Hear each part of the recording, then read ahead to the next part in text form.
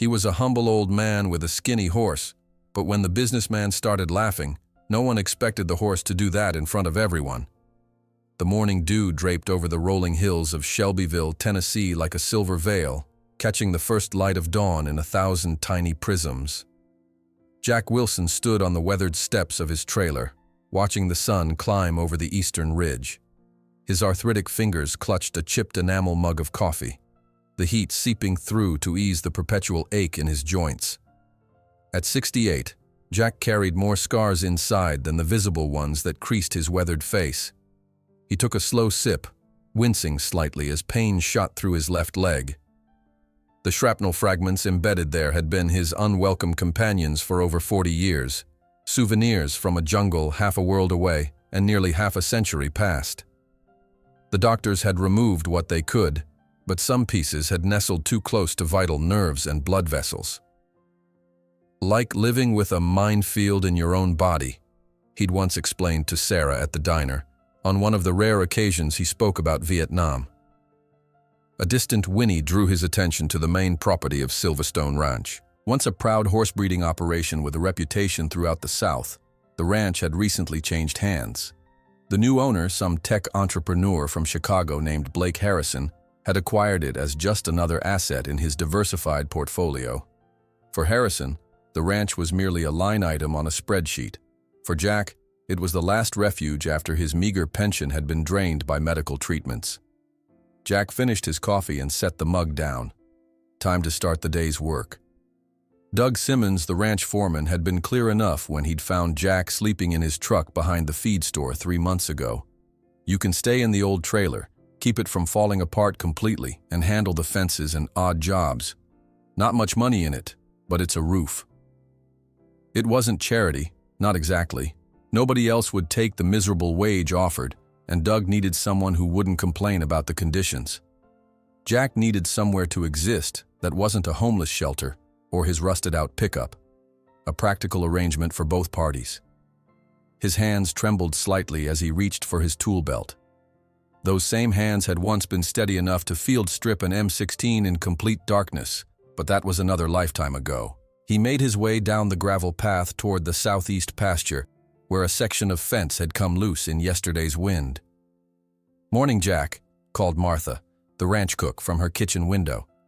She was already preparing breakfast for the handful of workers who maintained what was left of Silverstone's operations. "Coffee's fresh if you want more." Jack nodded in acknowledgement but didn't detour. Social niceties had become foreign to him in the decades since he'd returned from Vietnam. He'd wandered from town to town, never staying long enough to form attachments, carrying his ghosts with him like excess baggage. As he worked, methodically replacing rotten fence posts and tightening wire, Jack's mind drifted back to his childhood in Mississippi.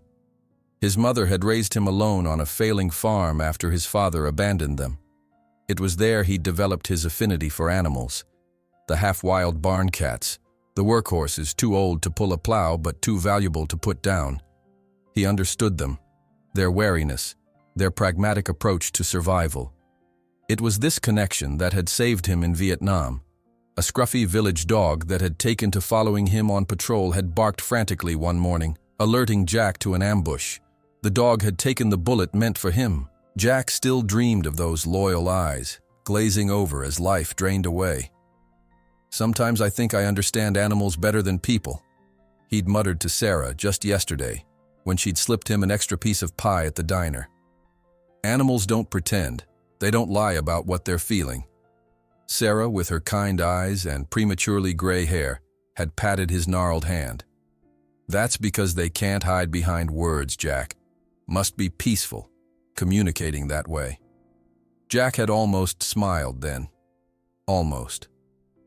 The morning sun climbed higher, burning away the dew and raising sweat on Jack's brow as he worked.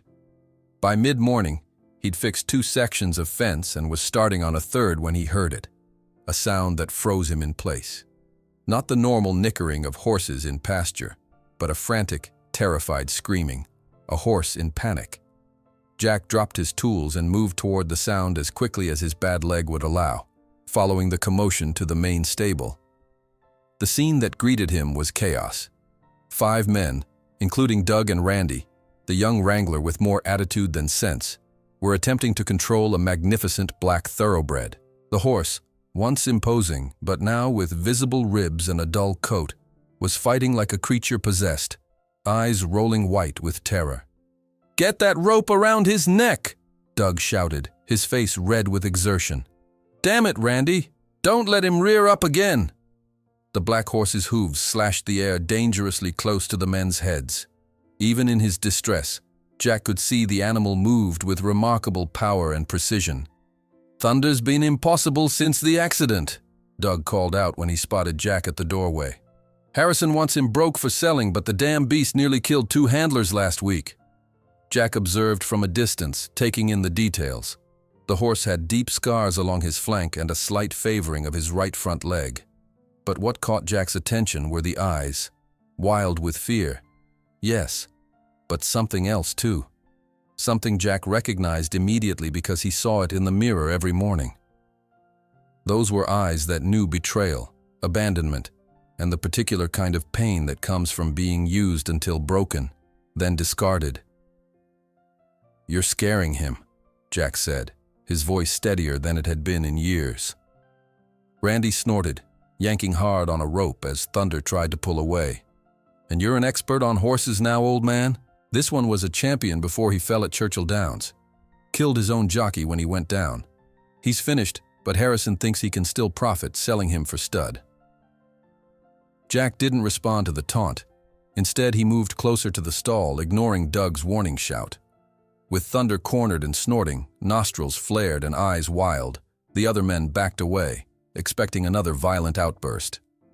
"Stay back, Jack. That devil will kill you," Doug called out, genuine concern in his voice. But Jack continued his slow approach, murmuring words so quietly they were almost inaudible. "You know about war, don't you, boy? I know it too.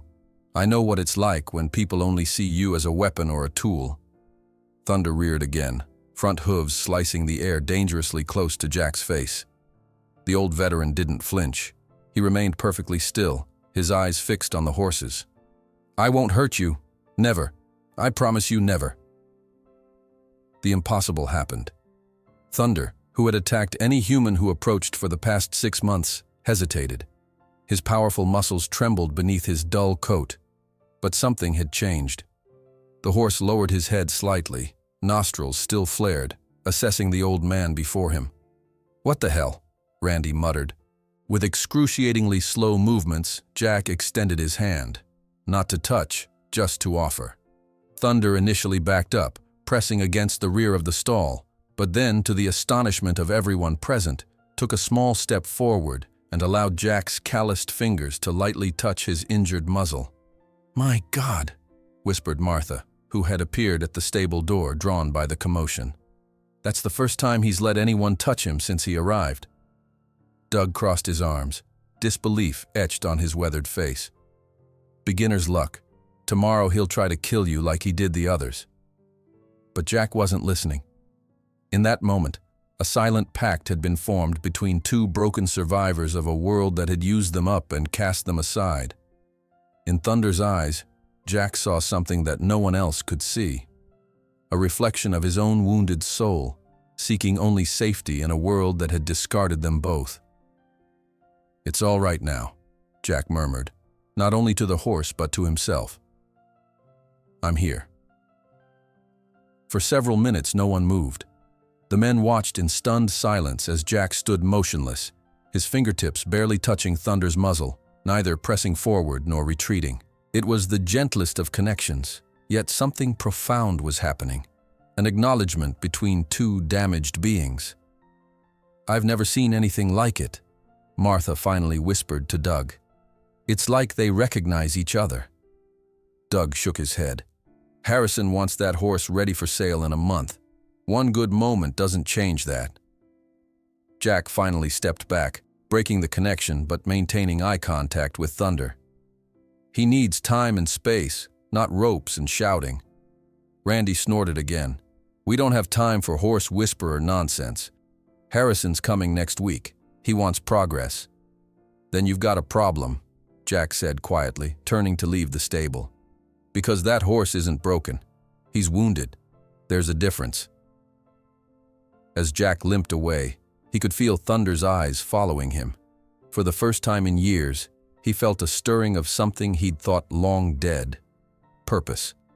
Not the grim determination that had kept him alive through homeless shelters and VA hospitals, but something warmer and more vital. Later that evening, as dusk painted the hills in deepening shades of blue, Jack sat on his trailer steps with a can of beans heated over a camping stove. He heard footsteps on the gravel and looked up to see Martha approaching with a covered plate. "Brought you some real dinner," she said, handing him the plate. "Figured you earned it today." Jack accepted the offering with a nod of thanks. "How did you do that with Thunder?" Martha asked, not leaving immediately as she usually did. "Doug's had professional trainers try everything." Jack was silent for so long that Martha thought he wouldn't answer. Finally, he set his fork down. "When I was in Vietnam, there was this dog, just a village mutt. He saved my life, took a bullet meant for me." He paused, the memory still sharp after all these years. "I couldn't save him, but he looked at me before he died, and I swear he wasn't afraid. He trusted me to make it mean something." Martha waited, sensing there was more. "That horse, Thunder, he's not mean or crazy. He's terrified and in pain. Nobody's bothered to see past that, to see who he really is." In Thunder's eyes, Jack had seen something that no one else could see, a reflection of his own wounded soul, seeking only safety in a world that had discarded them both. In Thunder's eyes, Jack had seen something that no one else could see, a reflection of his own wounded soul, seeking only safety in a world that had discarded them both. Long before the first hints of sunrise colored the eastern sky, Jack Wilson was already awake. Sleep had become a fickle companion over the decades, rarely staying through the night. The faces of boys he'd known in Vietnam, boys who never grew to be men, still visited him in those gray hours between midnight and dawn. Some nights were worse than others. This one had been kinder than most. He dressed in the dark, his movements deliberate and economical. 40 years of living with shrapnel in his leg had taught him how to manage the pain, which movements to avoid, how to distribute his weight. The VA doctors had their pills, but Jack preferred the clear head that came with bearing his own burdens. The night air carried a chill as he stepped outside his trailer. Stars still punctuated the Tennessee sky, bright and indifferent to the small dramas playing out beneath them. Jack paused, listening to the quiet. In the distance, an owl called, its melancholy note hanging in the darkness. He made his way carefully across the gravel path, his destination clear in his mind. The main stable stood as a darker silhouette against the night sky, its weathered beams holding decades of equine history. Inside, he knew, Thunder would be awake. Traumatized creatures rarely slept well. "Mornin'," Jack said softly as he approached the stall, not wanting to startle the thoroughbred. Thunder's ears pricked forward at the sound, but he remained in the far corner, watching with wary eyes. Jack didn't enter the stall. Instead, he settled himself on an overturned feed bucket just outside the door. From his pocket, he withdrew a battered harmonica, tarnished by years and use. "My daddy gave me this before he took off," he explained to Thunder, turning the instrument in his hands. "Only thing he ever gave me. Mama said he could make it sound like angels singing. Me, I just make noise, but it passes the time." He lifted the harmonica to his lips and blew softly, producing a plaintive melody that filled the pre-dawn stillness. It was an old folk tune his mother used to sing while hanging laundry, something about rivers and mountains and going home. Jack played without flourish or technique, just simple notes strung together by memory and feeling. Thunder's ears remained locked on the sound, his posture alert but no longer as defensive as it had been. When Jack finished the song, he simply sat in silence, the harmonica resting in his palms. "Music's better than words sometimes," he said after a while. "Less chance of lying."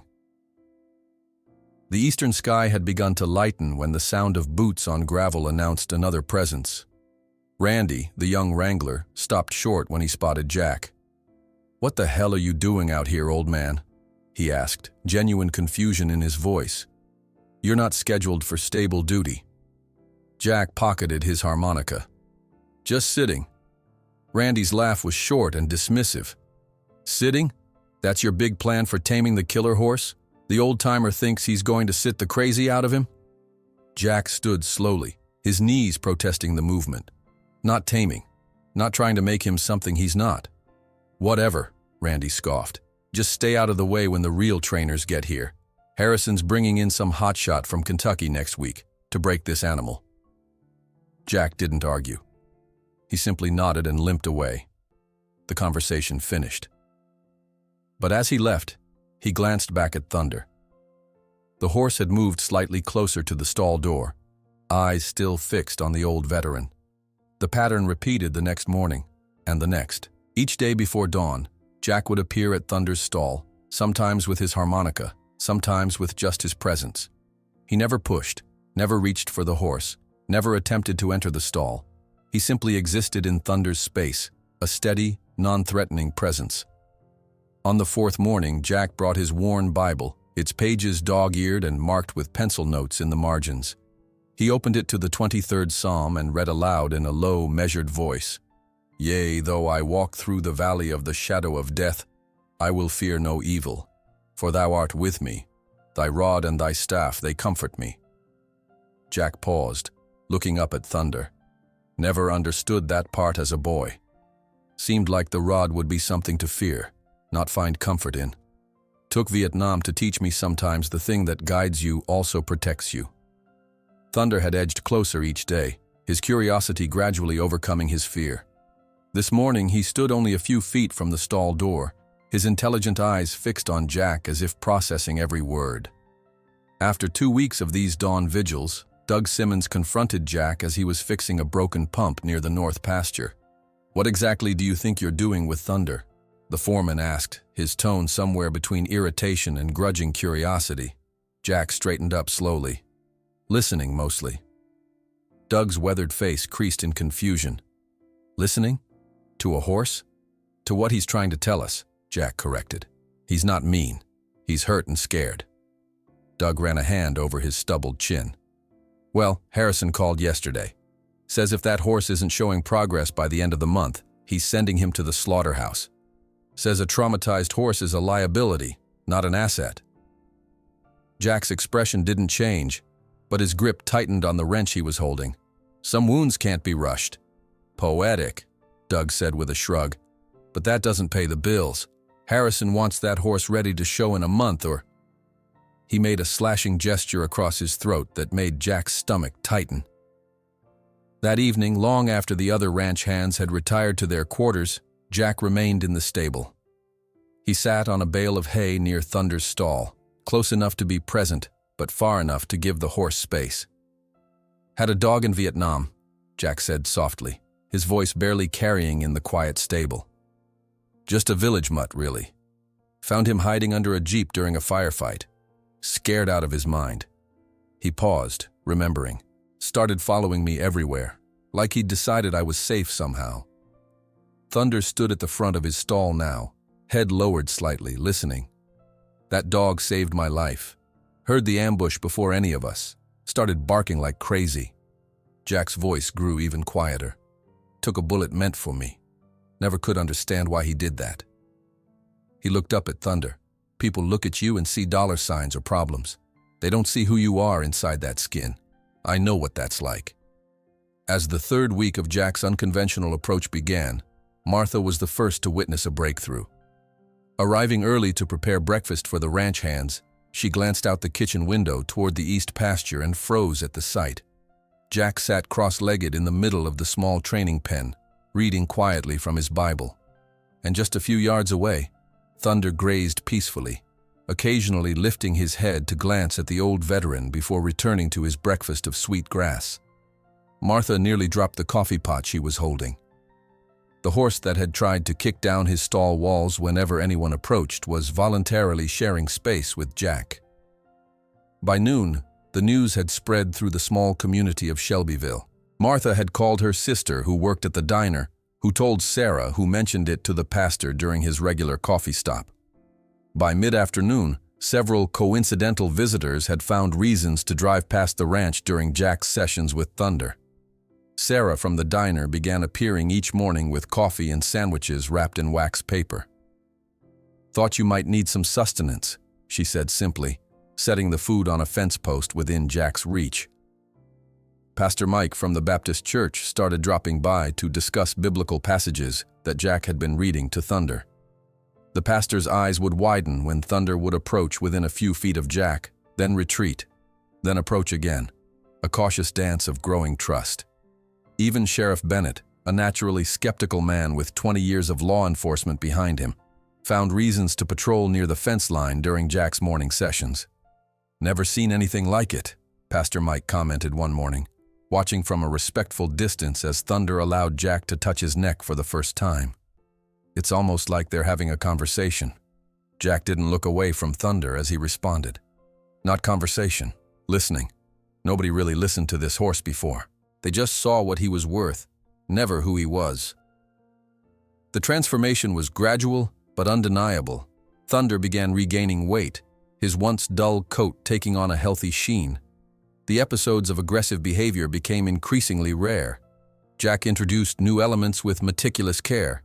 A soft blanket one day, a gentle brush the next, always respecting the boundaries established by the animal himself.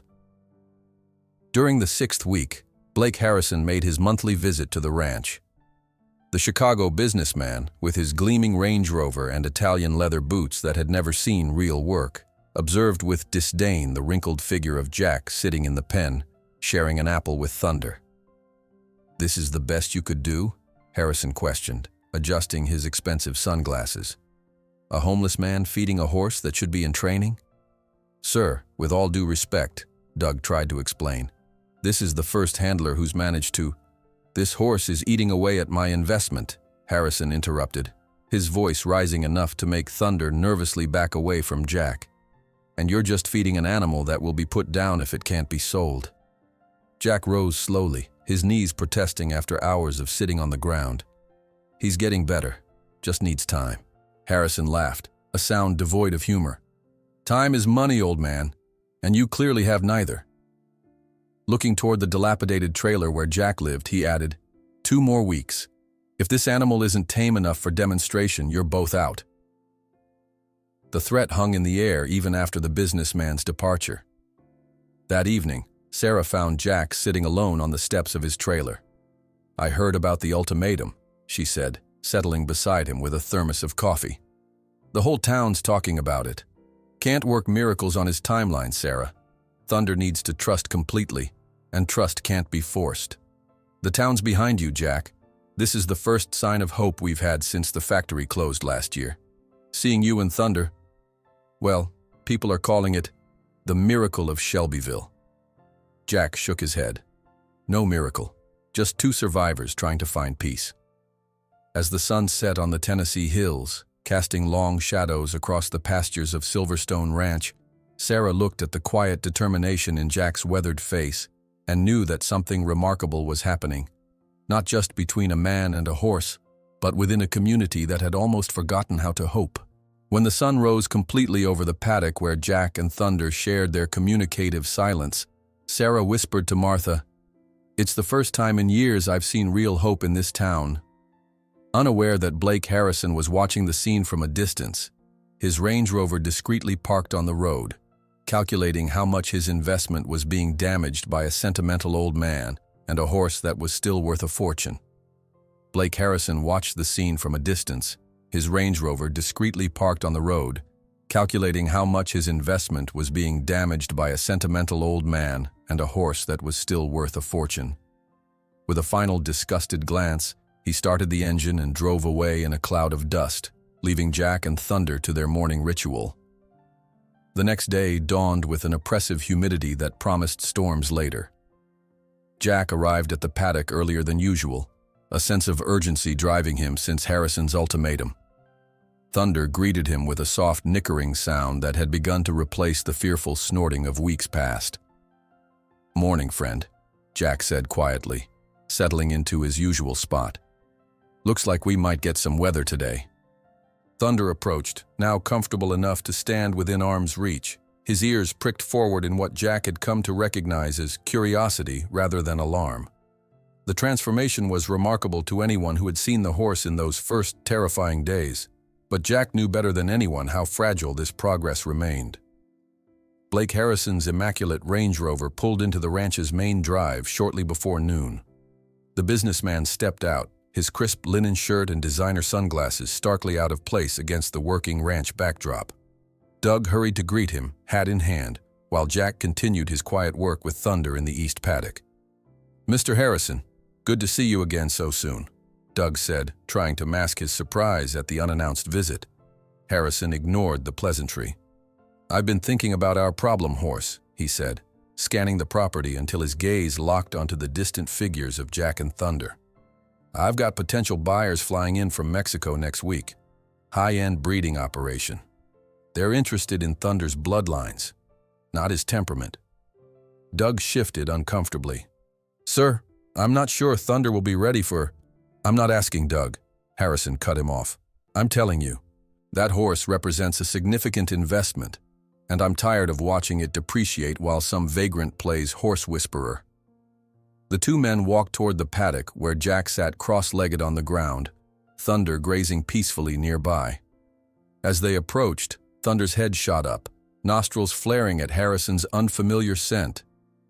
Harrison observed with disdain the wrinkled figure of Jack sharing an apple with Thunder in the paddock. "This is the best you could do?" Harrison questioned, adjusting his expensive sunglasses. "A homeless man feeding a horse that should be in training?"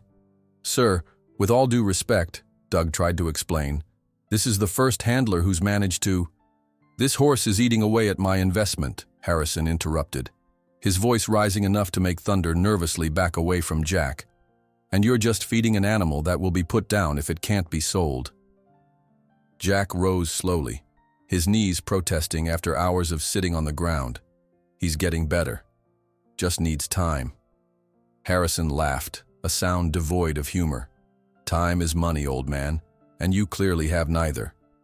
Looking toward the dilapidated trailer where Jack lived, he added, "2 more weeks. If this animal isn't tame enough for demonstration, you're both out." Thunder pawed nervously at the ground, picking up on the tension radiating from the men. Jack made a soft clicking sound with his tongue, drawing the horse's attention back to him, away from the perceived threat. "He knows when someone sees him as nothing but dollar signs," Jack said quietly, more to Thunder than to the men. Harrison's face flushed. "Spare me the sentimental garbage. That animal killed a man. It's lucky I didn't have it destroyed the day I bought this place." After Harrison and Doug left, Jack remained with Thunder, the businessman's threat hanging in the air between them. "Don't you worry," he murmured to the horse. "We've both survived worse than men in expensive boots." That evening, Sarah found Jack sitting alone on the steps of his trailer. The setting sun painted the western sky in brilliant oranges and purples, but Jack seemed blind to the beauty, his gaze fixed on some distant point only he could see. "I heard about the ultimatum," she said, settling beside him with a thermos of coffee. "The whole town's talking about it." Jack accepted the thermos with a nod of thanks. News travels fast. "Small town," Sarah replied with a half-smile. She poured coffee into the cap that served as a cup and handed it to him. "So what will you do?" "Can't work miracles on his timeline, Sarah. Thunder needs to trust completely, and trust can't be forced." Sarah studied Jack's profile, the deep lines that spoke of hardships weathered, battles fought both in war and in the quiet struggles of everyday existence. "The town's behind you, Jack. This is the first sign of hope we've had since the factory closed last year. Seeing you and Thunder, well, people are calling it the miracle of Shelbyville." Jack shook his head. "No miracle, just 2 survivors trying to find peace." They sat in companionable silence as dusk deepened into night, fireflies beginning to spark in the tall grass beyond the trailer. Sarah eventually left, but her words remained with Jack as he prepared for sleep, wondering how many more nights he would have a roof over his head. The storm that had threatened all day finally broke shortly after midnight. Jack awoke to the crash of thunder and the staccato drumming of heavy rain on the trailer's metal roof. Through the small window beside his bed, lightning illuminated the ranch in stark flashes of white light. Unable to return to sleep, Jack dressed and made his way to the main house where a single light burned in the kitchen. Martha sat at the table, a mug of tea in her hands. "Couldn't sleep through the racket either?" she asked as Jack entered. "Been through worse?" he replied, accepting her offer of tea. They sat listening to the storm rage outside when a particularly vicious lightning strike lit up the sky, followed immediately by a deafening crack. The lights flickered and went out. "Generator should kick in," Martha said. But before she could finish her sentence, a different sound cut through the howling wind, the distinctive splintering of wood. Jack was on his feet instantly. That came from the small stable. Without waiting for Martha, he grabbed a flashlight from the counter and headed out into the deluge. The rain lashed at him with stinging force as he made his way toward the smaller stable where the ranch's 2 newborn foals were housed. Through sheets of rain, Jack could see that a massive oak had toppled, crashing partially through the stable roof. Smoke began to rise despite the downpour. Lightning had ignited something inside. Jack's heart raced as he heard the terrified whinnies of the trapped foals. He tried the main stable doors, but they were locked for the night, and Doug had the keys at his cabin on the far side of the property. Time was running out, the smoke was thickening, and the wind was driving the flames deeper into the stable's hay storage. With no other option, Jack ran for Thunder's stall in the main stable. The door was padlocked, but the adjacent feeding window was secured only by a latch.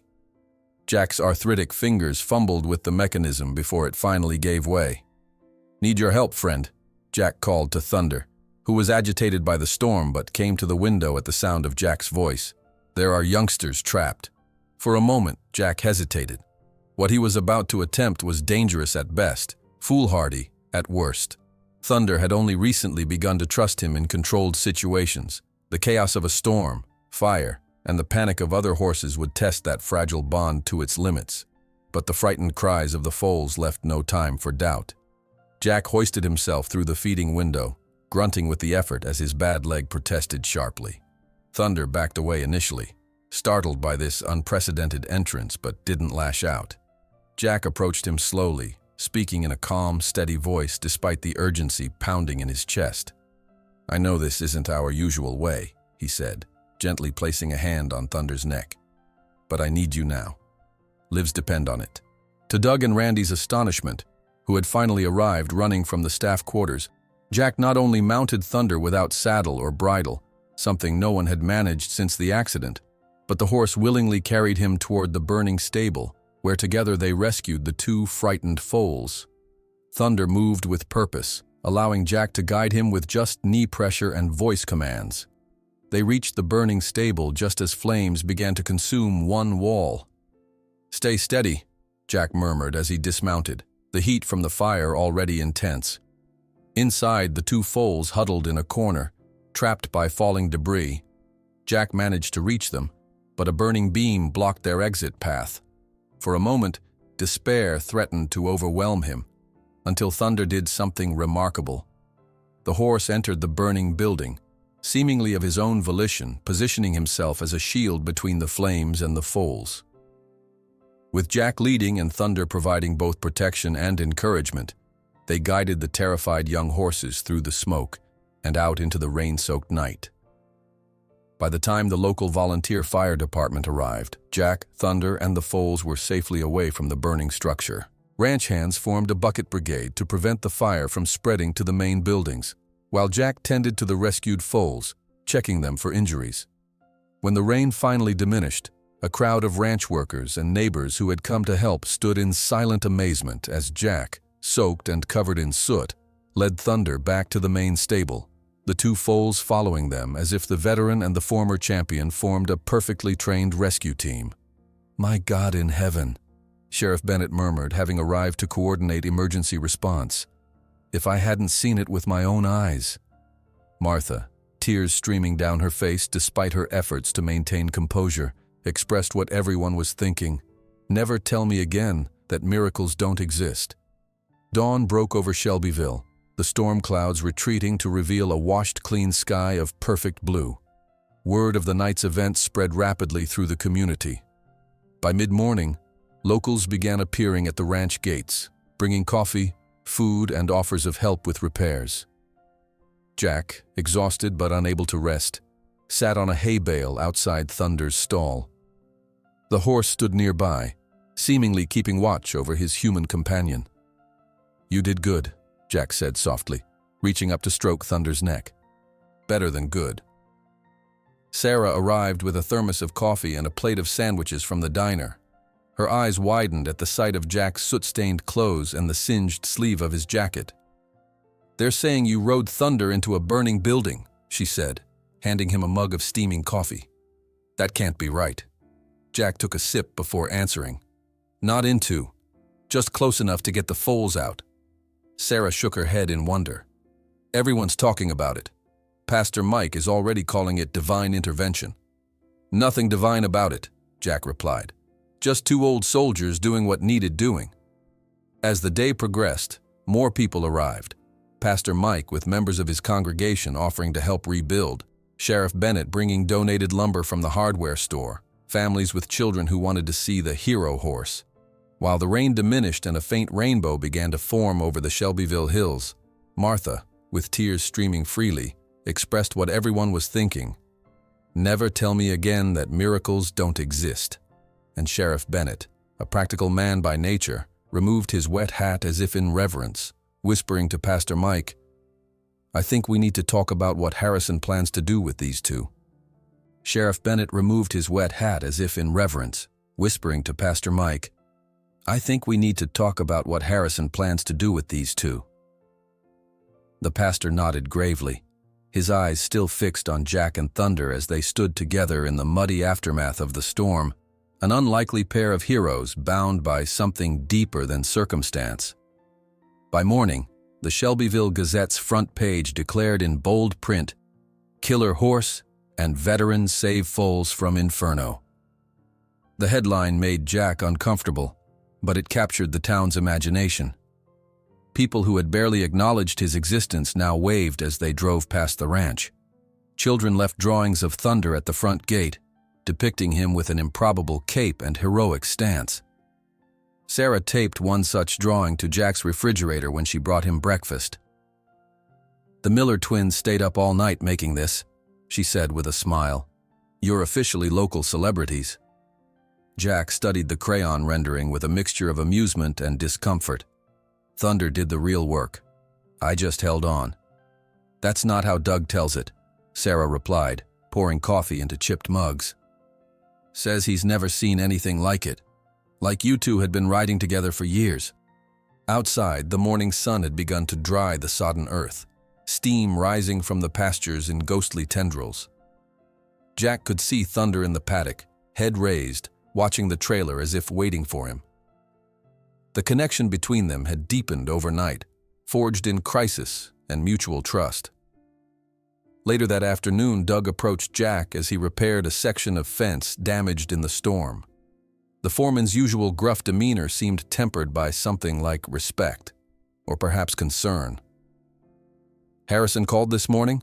Doug said without preamble. He heard about the fire.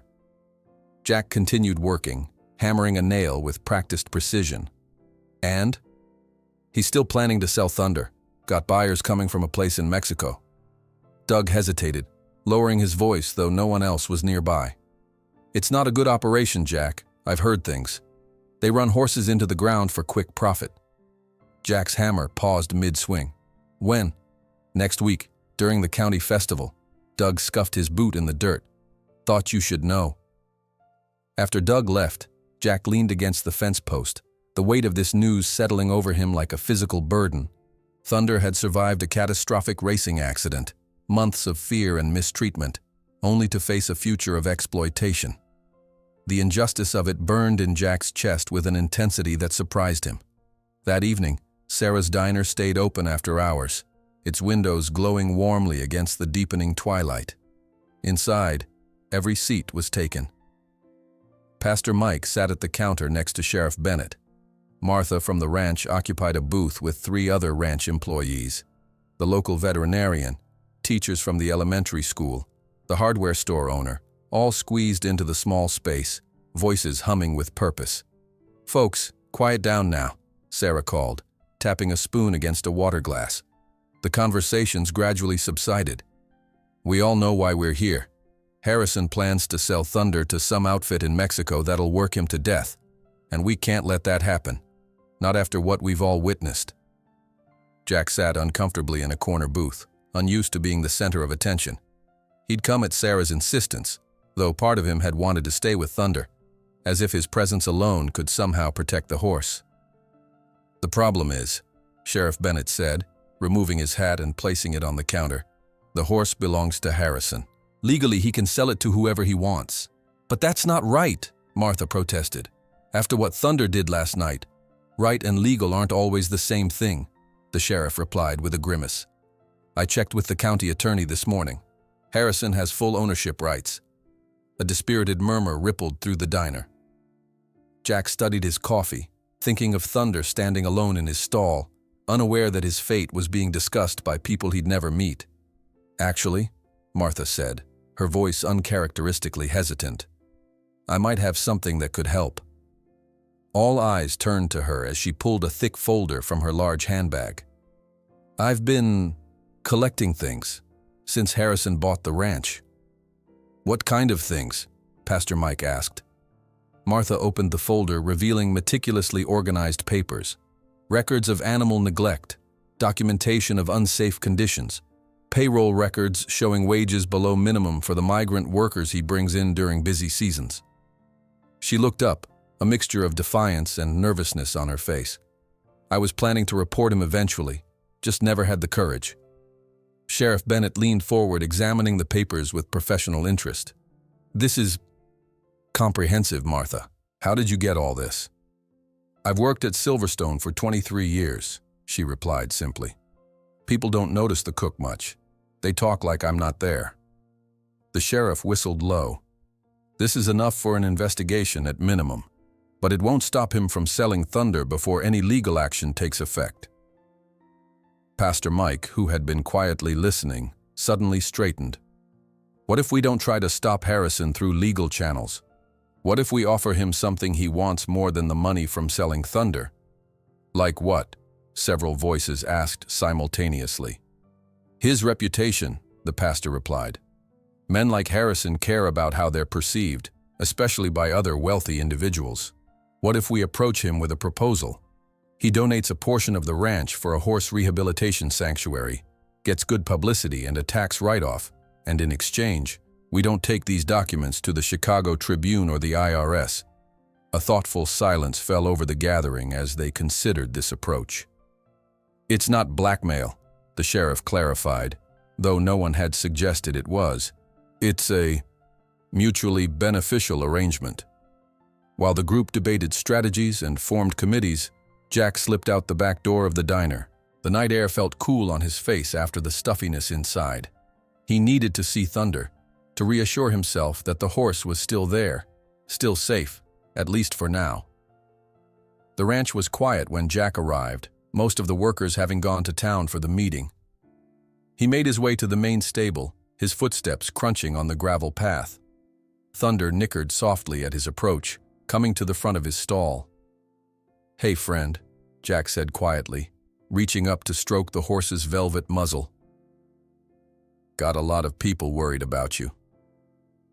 Thunder leaned into Jack's touch, his dark eyes reflecting the dim stable lights.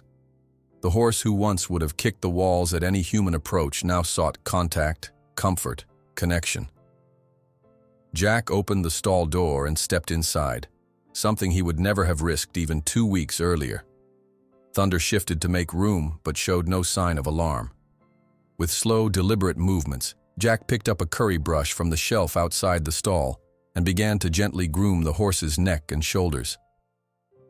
"They're trying to figure out how to keep you here," he explained as he worked, the rhythmic motion of the brush soothing them both. "Lot of complicated talk about legal matters and such. Never was much good at that myself." Thunder's muscles rippled under Jack's ministrations, years of tension gradually releasing with each careful stroke. The horse had begun to hold himself differently in recent days, head higher, movements more fluid, as if reclaiming the magnificent animal he had been before fear consumed him. "You've got a whole town on your side now," Jack continued. "Never thought I'd see the day when Shelbyville rallied around a horse and an old man like me." As if understanding, Thunder gently nudged Jack's shoulder with his nose. The next morning, Sarah arrived at Jack's trailer carrying her smartphone, an unusual look of excitement animating her face. "I had an idea last night," she announced, stepping inside without waiting for an invitation. "We need to document what you're doing with Thunder. Show people that he's not dangerous anymore, that he's responding to your methods." Jack looked skeptical. "What for?" "Evidence," Sarah replied, her eyes bright with purpose. "If we can prove that Thunder has value beyond just breeding, that he can help other traumatized horses, maybe even people, then we have a stronger case for keeping him here." Outside in the paddock, Jack demonstrated the remarkable progress they'd made. Thunder now allowed Jack to lift each hoof for cleaning, stood calmly while being groomed, and responded to verbal commands without fear or aggression. Sarah filmed everything, her expression growing more amazed with each demonstration. "This is incredible, Jack," she said, as Thunder voluntarily followed Jack around the enclosure without any lead rope or restraint. "It's like he understands every word you say." "Not the words," Jack corrected. "The intent behind them. He knows I mean him no harm." Sarah lowered her phone, studying the pair thoughtfully. "You know, there are veterans programs that use horses for therapy, people with PTSD and other trauma. What you're doing here could help a lot of people beyond just Thunder." Jack hadn't considered this possibility. He'd been focused solely on saving one horse, not starting some kind of program. But as Thunder rested his head trustingly against Jack's shoulder, he wondered if their unlikely bond might indeed offer something valuable to others broken by life's cruelties. That evening, a small group gathered in Sarah's living room: the sheriff, the pastor, Martha, and a local attorney who'd volunteered his services. They reviewed the documentation Martha had collected and watched Sarah's videos of Jack and Thunder. "We have the beginnings of a solid proposal," the attorney said, making notes on a legal pad. "Harrison donates the north section of the ranch, the least productive part, for a horse rehabilitation sanctuary. In exchange, we agree not to pursue any action regarding these documented violations." "And Jack stays on as the primary trainer," Sarah added firmly. The sheriff nodded. "I have contacts at the Chicago Tribune who might be interested in a story about a wealthy tech entrepreneur exploiting workers and animals at his hobby ranch, but I'm hoping we won't need to make that call." "We're not looking to destroy Harrison," Pastor Mike clarified, "just to persuade him that doing the right thing is also the smart thing for his reputation and business interests." As the committee finalized their bold plan, Doug's phone rang in the ranch office. It was Blake Harrison announcing his arrival for the following day with important buyers who wanted to see Thunder demonstrated, and no excuses would be acceptable. "That horse will be sold tomorrow, Doug. Prepare him for exhibition no matter what it takes." "That horse will be sold tomorrow, Doug. Prepare him for exhibition no matter what it takes." Harrison's voice crackled through the phone, cold and final as the line went dead. Doug stared at the receiver for a long moment before placing it back in its cradle, his weathered face creased with worry. Dawn broke over Silverstone Ranch with a brilliant cascade of pinks and oranges that belied the tension hanging in the air. Jack had risen before first light, as was his custom, to spend quiet time with Thunder before the day's inevitable confrontation. The horse greeted him with a soft nicker, a sound that still surprised Jack each time he heard it.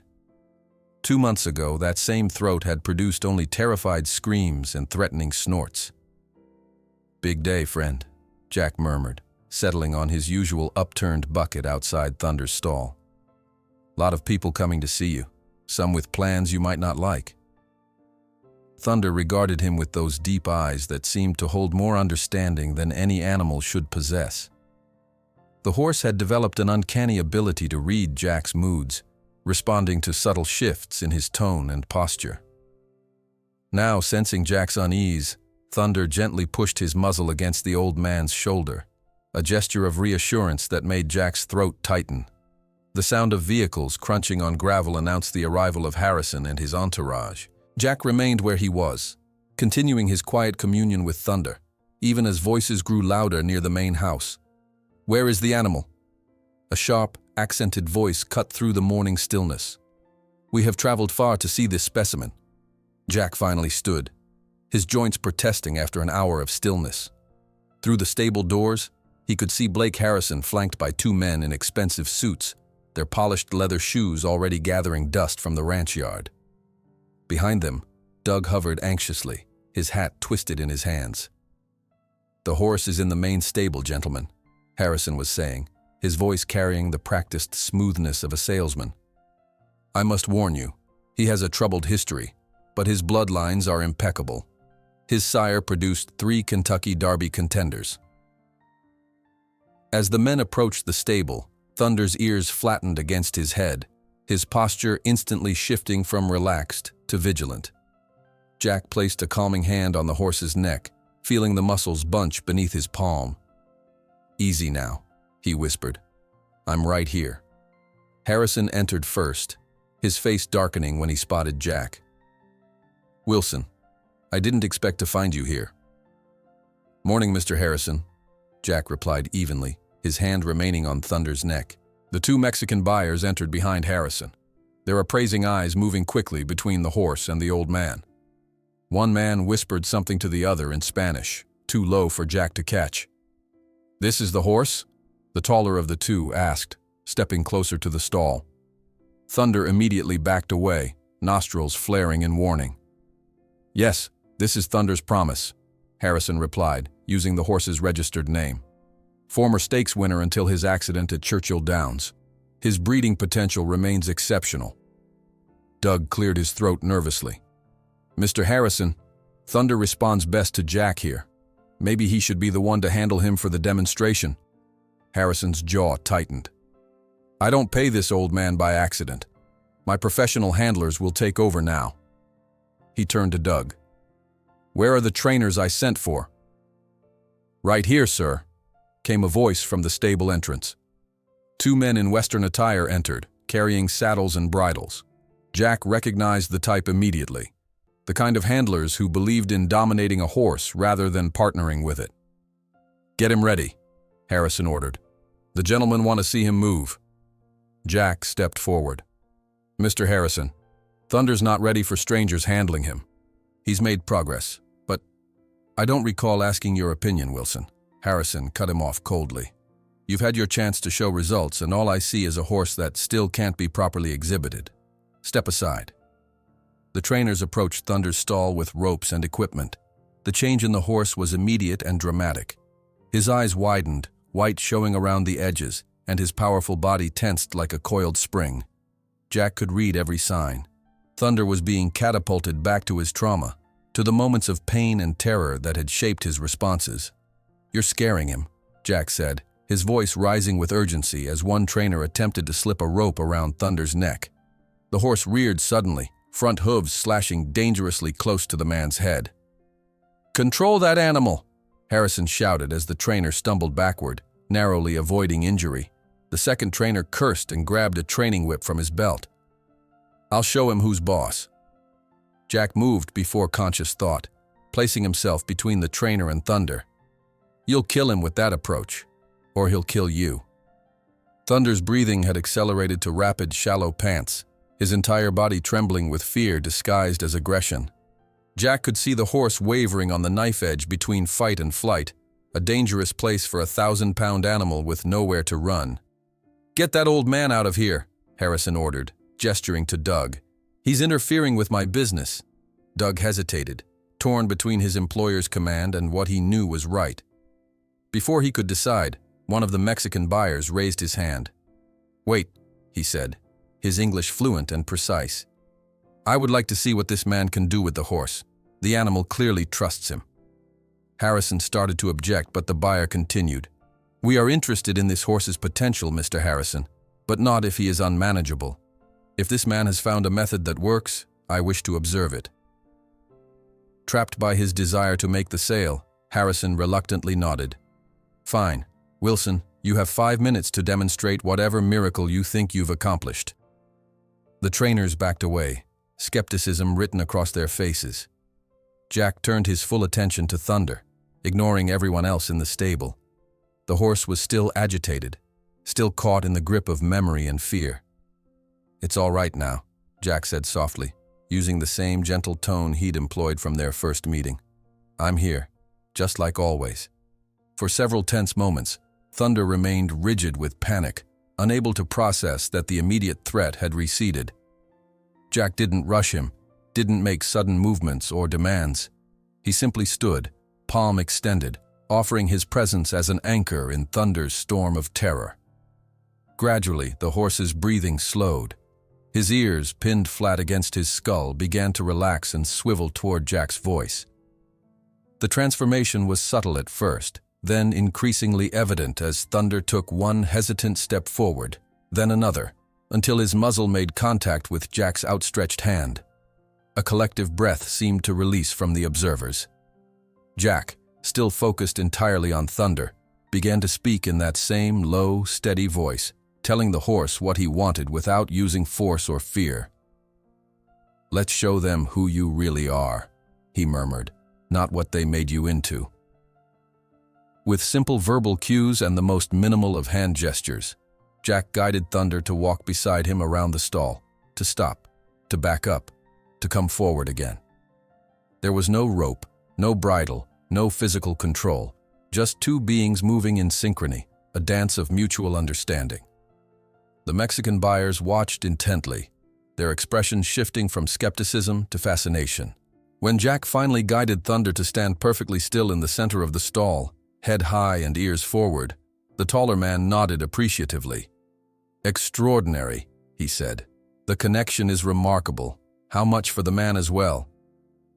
Jack glanced sharply at the buyer, who clarified, We would need you to continue this training at our facility in Mexico, of course, for a transitional period.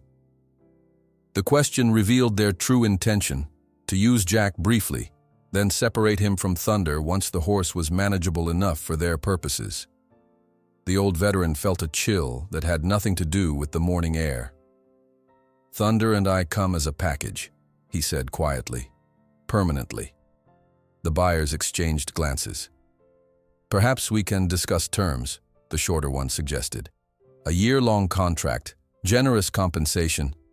You don't understand, Jack interrupted. This horse isn't just responding to techniques that can be transferred. He's responding to trust.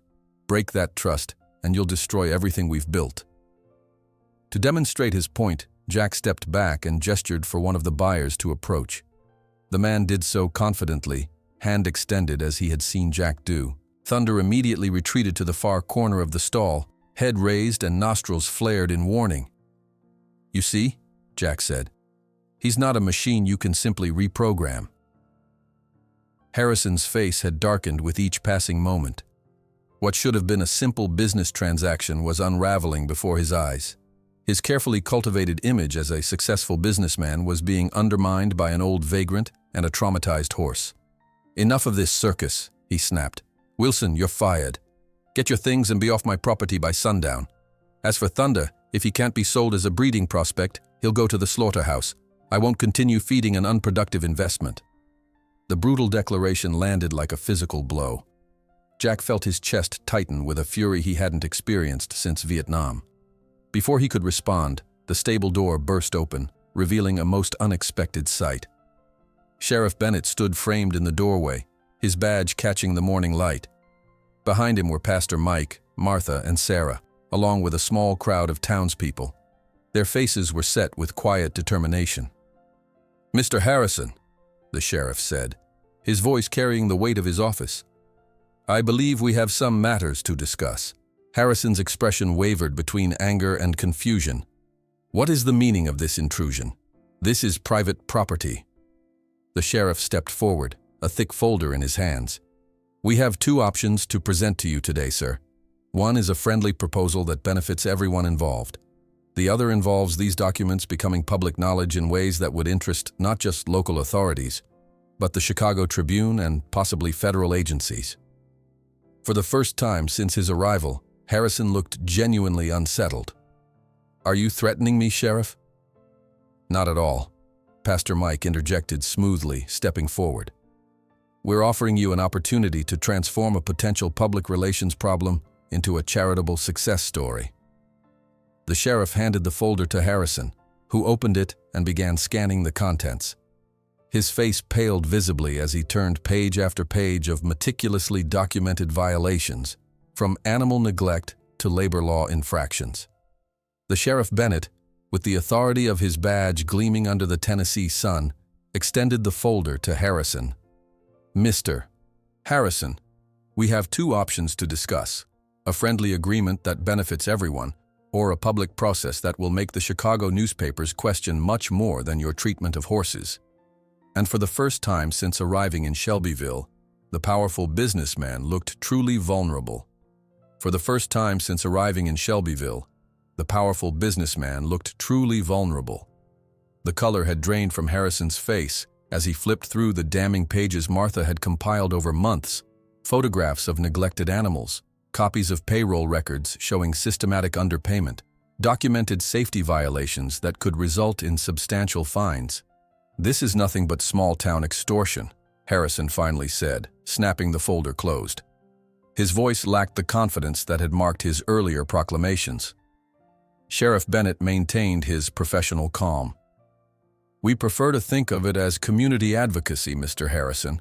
Why don't we discuss this somewhere more comfortable? Your buyers might appreciate some refreshments while we talk." Harrison glanced at the Mexican businessman, who stood watching the confrontation with undisguised interest. "Gentlemen, perhaps we could resume our discussion later. It seems I have some local matters to address." The taller of the two nodded. "We will wait at our hotel in town. Please resolve these complications." The subtle emphasis suggested they had no interest in being associated with any legal troubles. As the buyers departed, Harrison led the unlikely delegation toward the main house, his stiff posture betraying his suppressed anger. Jack remained behind with Thunder, unwilling to leave the horse after the morning's stress. Sarah stayed as well, positioning herself near the stable entrance like a sentry. "What just happened?" Jack asked, stroking Thunder's neck as the horse gradually relaxed from his earlier panic. Sarah's smile was grim but satisfied. "Martha's been documenting everything Harrison's done wrong since he bought this place.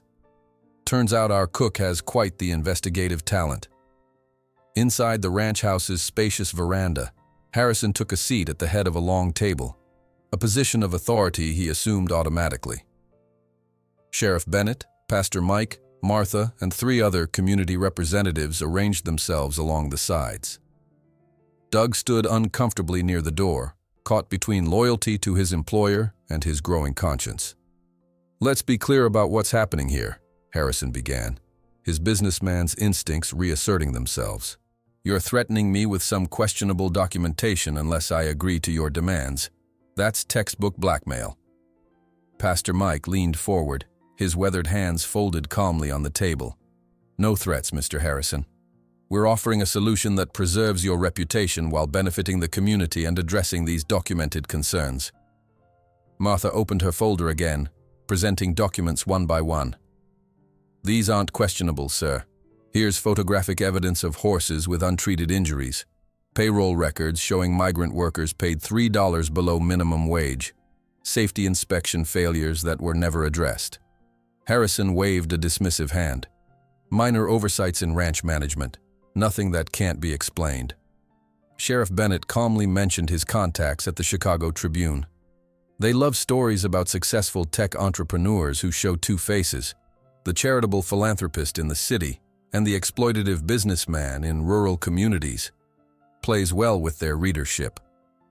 A flicker of genuine concern crossed Harrison's face. His reputation in Chicago's business community was carefully cultivated: fundraisers for the right charities, seats on prestigious boards, the perfect blend of success and social responsibility. That image wouldn't survive headlines about worker exploitation and animal cruelty. Pastor Mike smoothly presented their proposal. "A solution where everyone wins, Mr. Harrison. You maintain your reputation intact, and this community gains something valuable. The local attorney who had volunteered his services unfolded a map on the table, showing the ranch's boundaries. The northern portion, approximately 70 acres of the 300-acre property, was highlighted in yellow. This section, the attorney explained, pointing to the highlighted area, would be donated for the establishment of a horse rehabilitation sanctuary. It's the least productive portion of the ranch, primarily used for occasional grazing. Harrison studied the map, mental calculations evident in his expression. That piece is worth at least $500,000. Sarah, who had joined the meeting after ensuring Jack and Thunder were settled, responded sharply. "And how much is your reputation worth in Chicago? Would your investors love knowing how you run your secondary businesses?" The Mexican buyers chose that moment to quietly excuse themselves from the increasingly tense negotiation. "It seems you have internal matters to resolve. We will return another time." Their departure only increased Harrison's frustration. He drummed his fingers on the polished wood, the sound unnaturally loud in the tense silence. "What exactly would this donation entail?" he finally asked, his tone suggesting he was merely humoring them. The attorney outlined the specifics. Harrison would donate the northern 70 acres to a newly established nonprofit organization dedicated to horse rehabilitation. The donation would be structured to maximize tax benefits. In return, all documentation of violations would remain confidential, and the community would publicly praise Harrison's generous contribution to rural welfare. While negotiations continued in the main house, Jack led Thunder from his stall into the small training paddock. The horse moved with cautious curiosity, still processing the morning's stressful events. Jack simply walked beside him, offering no commands, just companionship. "This might be our last day here, friend," Jack said quietly as they followed the fence line. "Not sure where we'll go, but we'll go together." Thunder's ears swiveled toward Jack's voice, his steps matching the old man's slower pace. In the weeks since their first encounter, the horse had developed an almost supernatural attunement to Jack's moods. Now, sensing melancholy, Thunder gently nudged Jack's shoulder with his muzzle, a gesture of reassurance that never failed to surprise Jack with its timing and apparent understanding. "You're something special," Jack murmured, running his hand along Thunder's sleek neck. "Wish more people could see that." As they completed a circuit of the paddock, Jack noticed movement at the ranch gate. A pickup truck had arrived, followed by another, and then a third. People began to emerge, residents of Shelbyville whom Jack recognized from the diner, the hardware store, the post office. Word had spread about the confrontation, and the community was arriving to show support. Meanwhile, in the ranch house, negotiations had reached a critical point. Harrison paced along the windows, watching the growing crowd with visible concern. $500,000 in land for your silence," he summarized bitterly. "That's steep." Sheriff Bennett stood, adjusting his hat. "Let me frame this differently, Mr. Harrison. You're not paying for silence. You're making a tax-deductible donation that will generate positive press in both Chicago and Tennessee. You're transforming a liability, a horse you can't sell and a property section that barely turns a profit, into a public relations victory." Harrison's business mind was clearly working through the calculations. Finally, he turned from the window. "You can have the northern section, but I want a press release drafted by my team, and I never want to hear about this place or that horse again." The tension in the room visibly eased. Pastor Mike extended his hand. "I believe we have an agreement, Mr. Harrison." Outside, Sarah hurried across the ranch yard to where Jack and Thunder stood watching the gathering crowd. Her face was flushed with excitement. "He agreed," she called as she approached. "Harrison's donating the north section for a sanctuary." Jack absorbed this news with uncharacteristic stillness. "He's giving up Thunder?" "Thunder, the land, the old north stable, all of it," Sarah confirmed, her smile radiant. "He just wants to wash his hands of the whole situation and protect his reputation." The implications gradually settled over Jack. Thunder wouldn't be sold to the Mexican operation. He wouldn't be destroyed as an unprofitable investment. The horse nudged Jack again, seemingly sensing the shift in emotion. As the day progressed, News of the agreement spread throughout the assembled community. People began approaching Jack, offering congratulations and support. Many brought practical offerings, promises of lumber for repairs, feed for the horses, volunteer hours for construction. By late afternoon, a spontaneous planning meeting had formed under the old oak tree near the north pasture. Sarah, with natural organizational skills, began listing necessary tasks and matching them to volunteers. Pastor Mike discussed the legal formation of a non-profit organization to manage the sanctuary. The local veterinarian offered discounted services for rescued animals. Through it all, Jack remained somewhat apart, overwhelmed by the sudden transformation of his solitary existence. Thunder stayed close, occasionally retreating when the crowd's energy became too intense, then returning to Jack's side like a silent guardian. As sunset painted the Tennessee hills in golden light, Jack led Thunder along a narrow trail that wound through what would soon become their permanent home. The horse moved with increasing confidence, his stride lengthening as they explored the rolling terrain. "What do you think?" Jack asked, pausing on a gentle rise that overlooked a small pond. "Could be worse, right?" Thunder's response was to lower his head and tear at the sweet grass, a gesture so normal, so unlike the terrified animal of weeks past, that Jack felt his throat tighten with emotion. The sound of approaching footsteps made both man and horse look up. Sarah carried a thermos and 2 mugs, her expression soft in the evening light. "Thought you might need this," she said, pouring steaming coffee. "It's been quite a day." Jack accepted the mug gratefully. "Still can't believe it worked." "Martha's been planning this for months," Sarah revealed, settling on a fallen log. "Ever since Harrison fired 3 workers for reporting safety issues. She just needed the right moment, and you and Thunder provided it." They sat in companionable silence, watching as the first stars appeared in the deepening blue sky. In the distance, volunteers were still visible, measuring areas for future fencing, examining the old north stable for needed repairs. "You know," Sarah said thoughtfully, "this place needs a name." Jack considered this, watching Thunder graze peacefully nearby. "Second chance," he said finally. "That's what it is, isn't it? For all of us."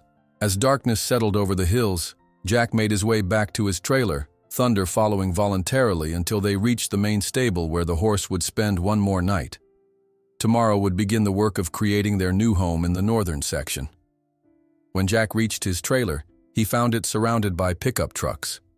For a moment, he feared some new complication, but as he approached, he saw people unloading lumber, tools, and building supplies.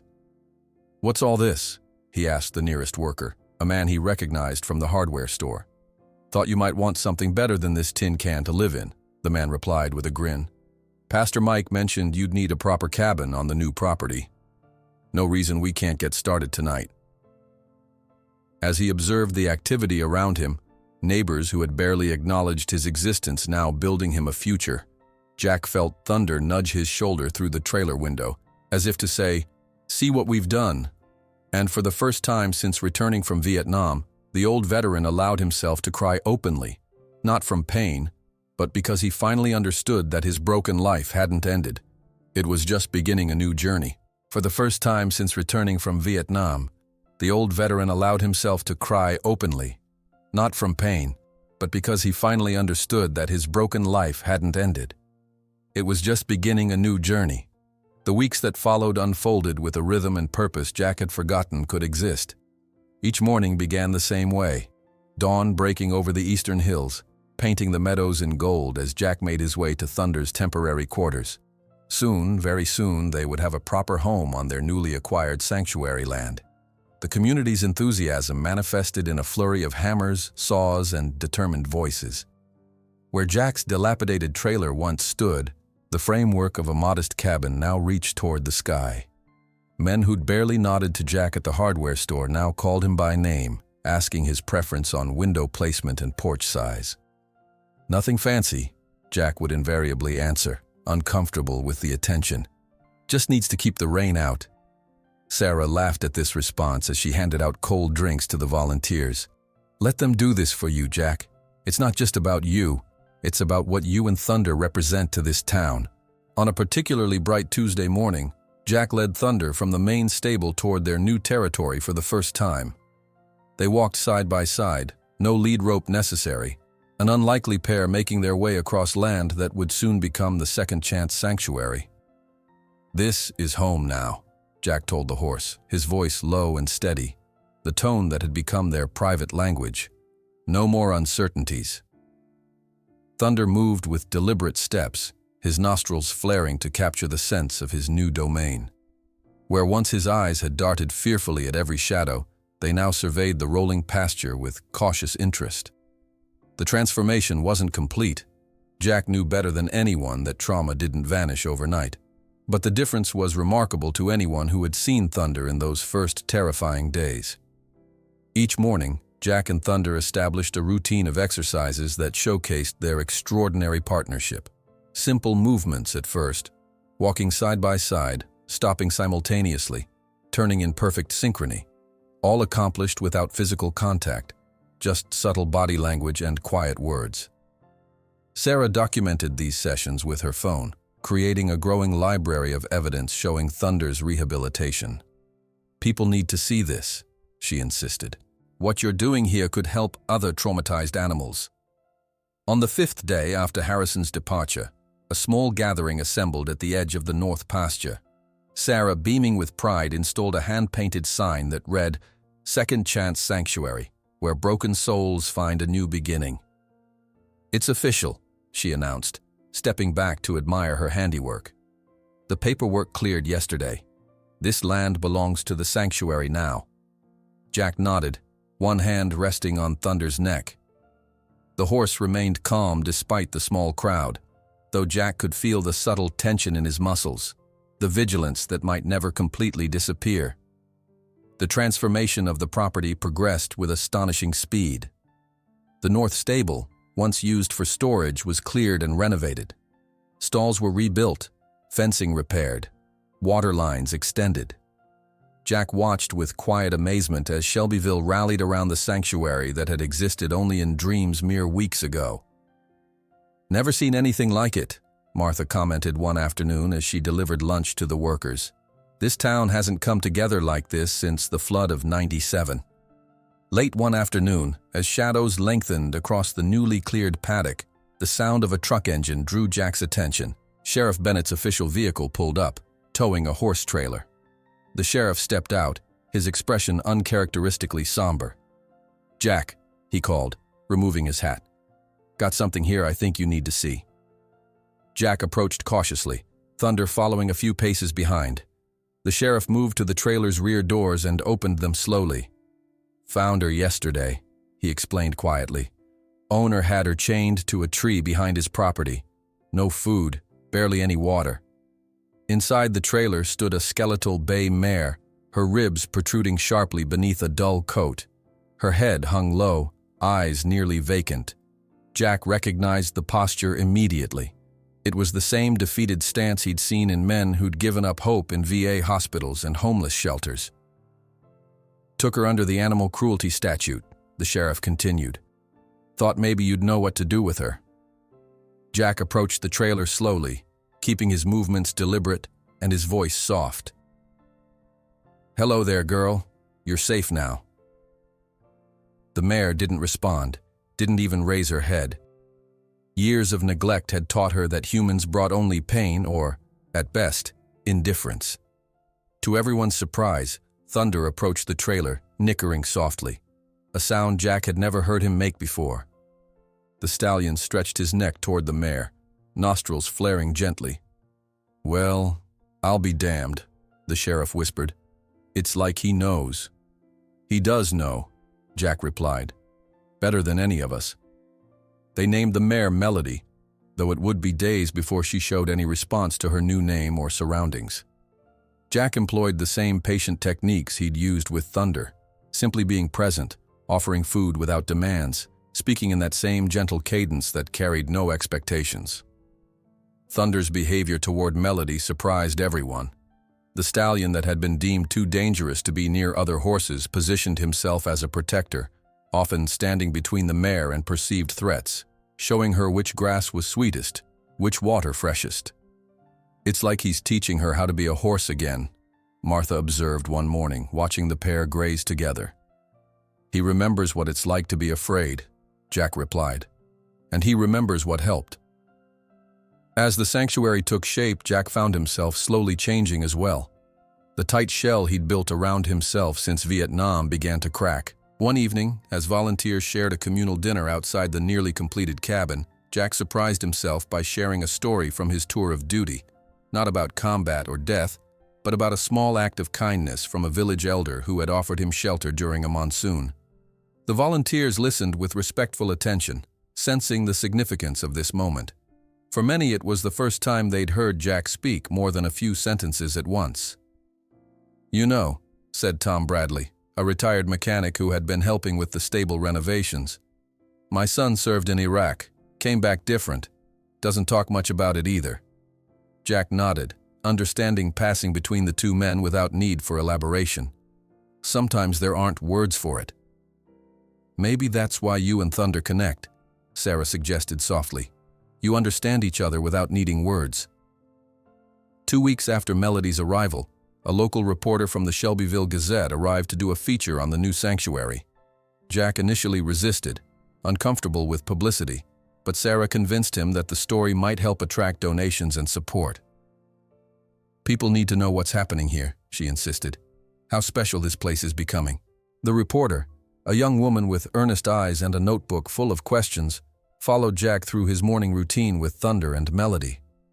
She watched in amazement as the once deadly stallion responded to Jack's quiet commands, moving with fluid grace through a series of exercises that demonstrated their extraordinary bond. "How do you communicate with traumatized horses?" she asked, scribbling notes. "What's your technique?" Jack considered his answer carefully. "It's not about technique, it's about listening. Most people try to make horses into what they want instead of seeing who they already are." The reporter looked up from her notebook. "That sounds like it could apply to people too." Jack's smile was brief but genuine. "Suppose it could."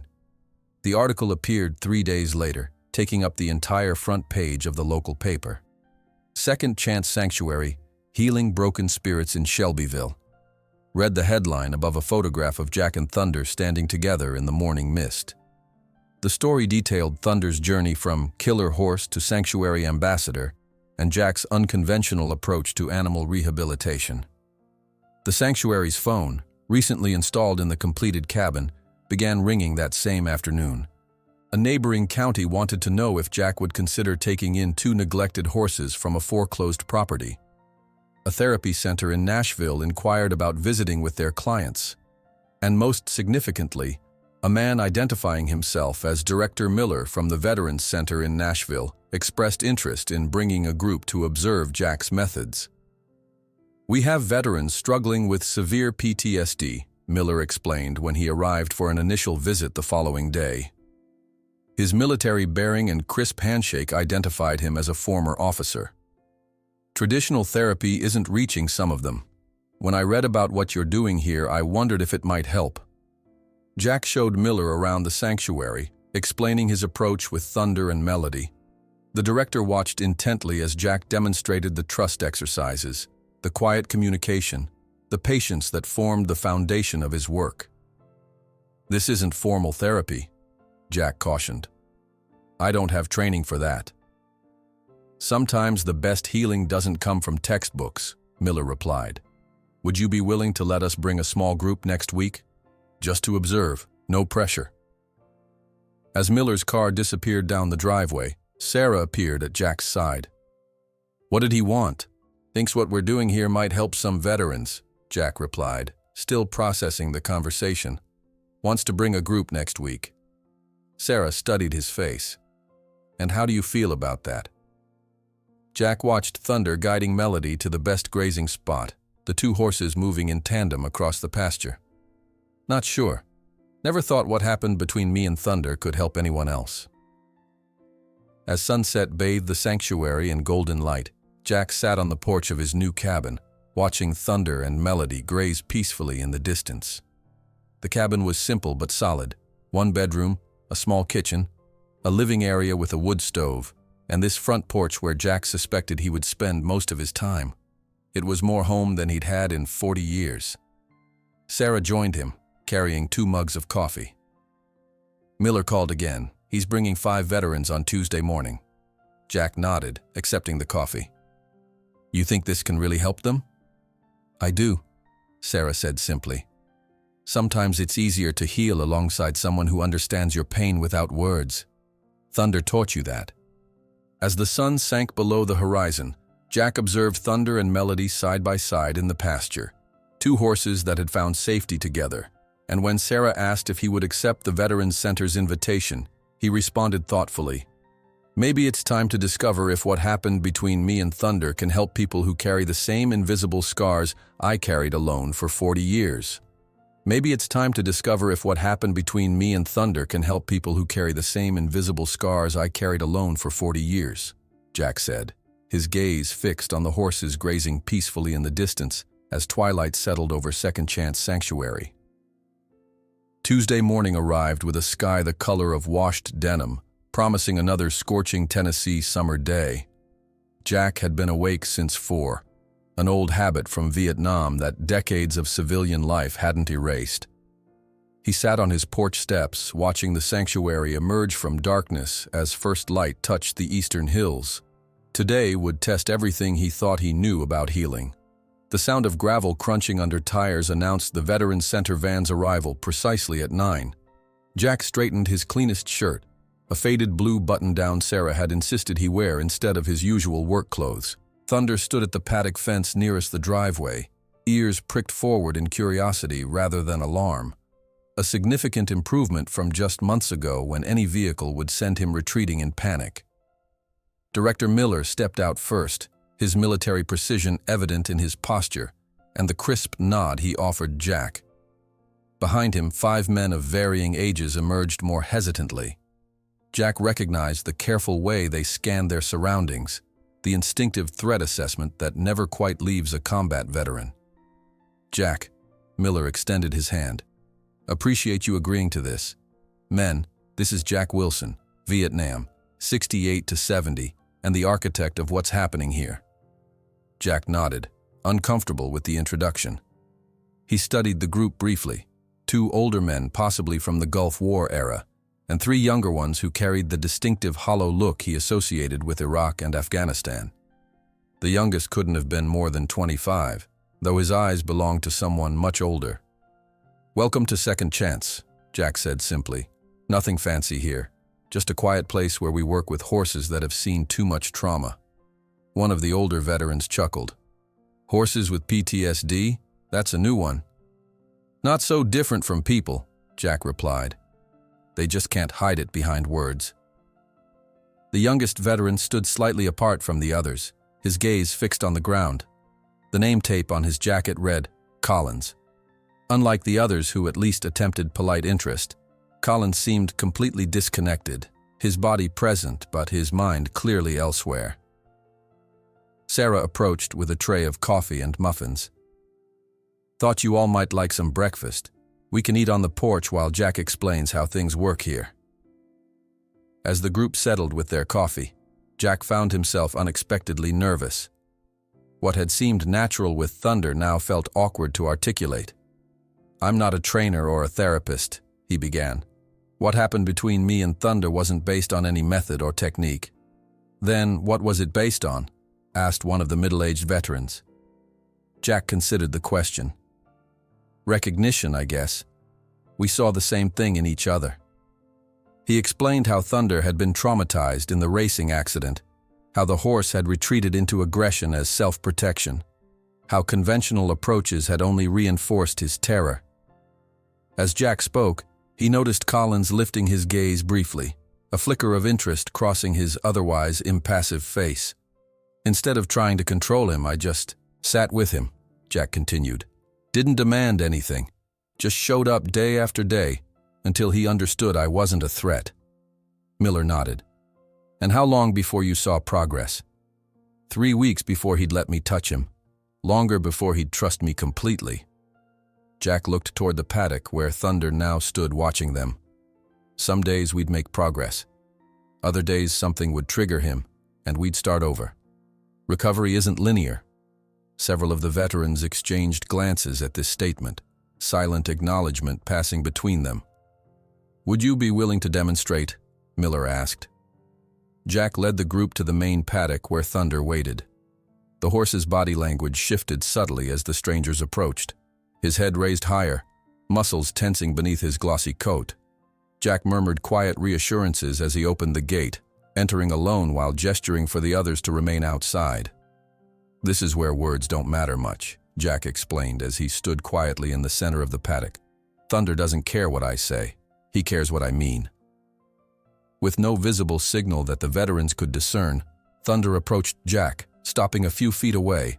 Jack extended his hand, palm down, and the horse moved forward to make contact.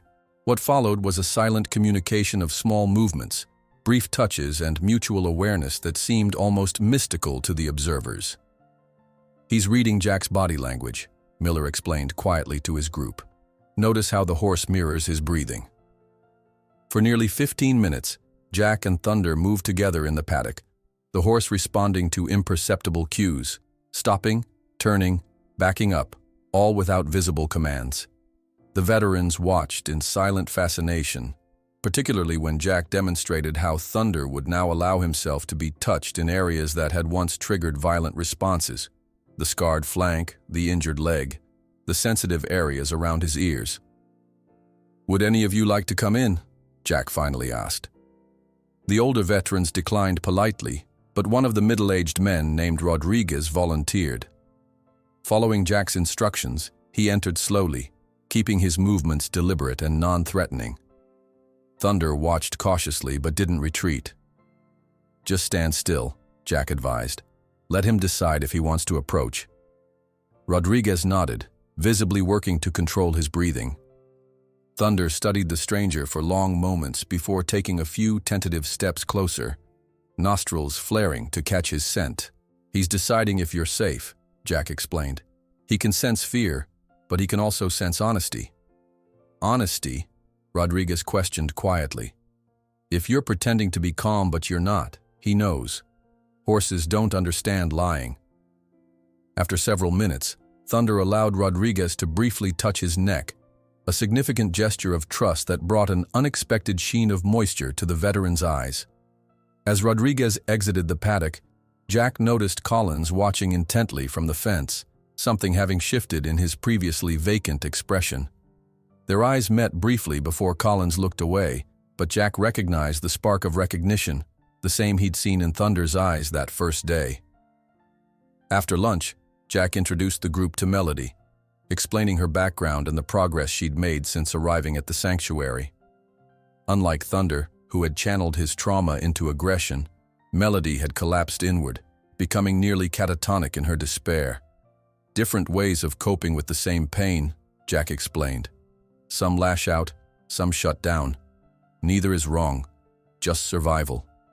The afternoon progressed with Jack showing the veterans around the rest of the sanctuary, explaining his daily routines and the philosophy behind his approach. Throughout the tour, he noticed Collins drifting farther from the group, eventually finding his way back to Melody's paddock, where he stood watching the mare graze.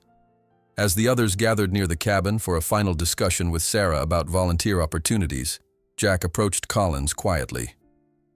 "She was the worst case we've had," Jack said, nodding toward Melody. "Wouldn't eat for 3 days when she first arrived. Just stood in the corner of her stall waiting to die." Collins didn't respond, but he didn't walk away either. "Thunder was the one who reached her," Jack continued. "Somehow he knew what she needed when none of us did." After a long silence, Collins spoke, his voice rough from disuse. "How'd he know?" "Same way he knew what I needed, I guess. When you've been broken, you recognize it in others."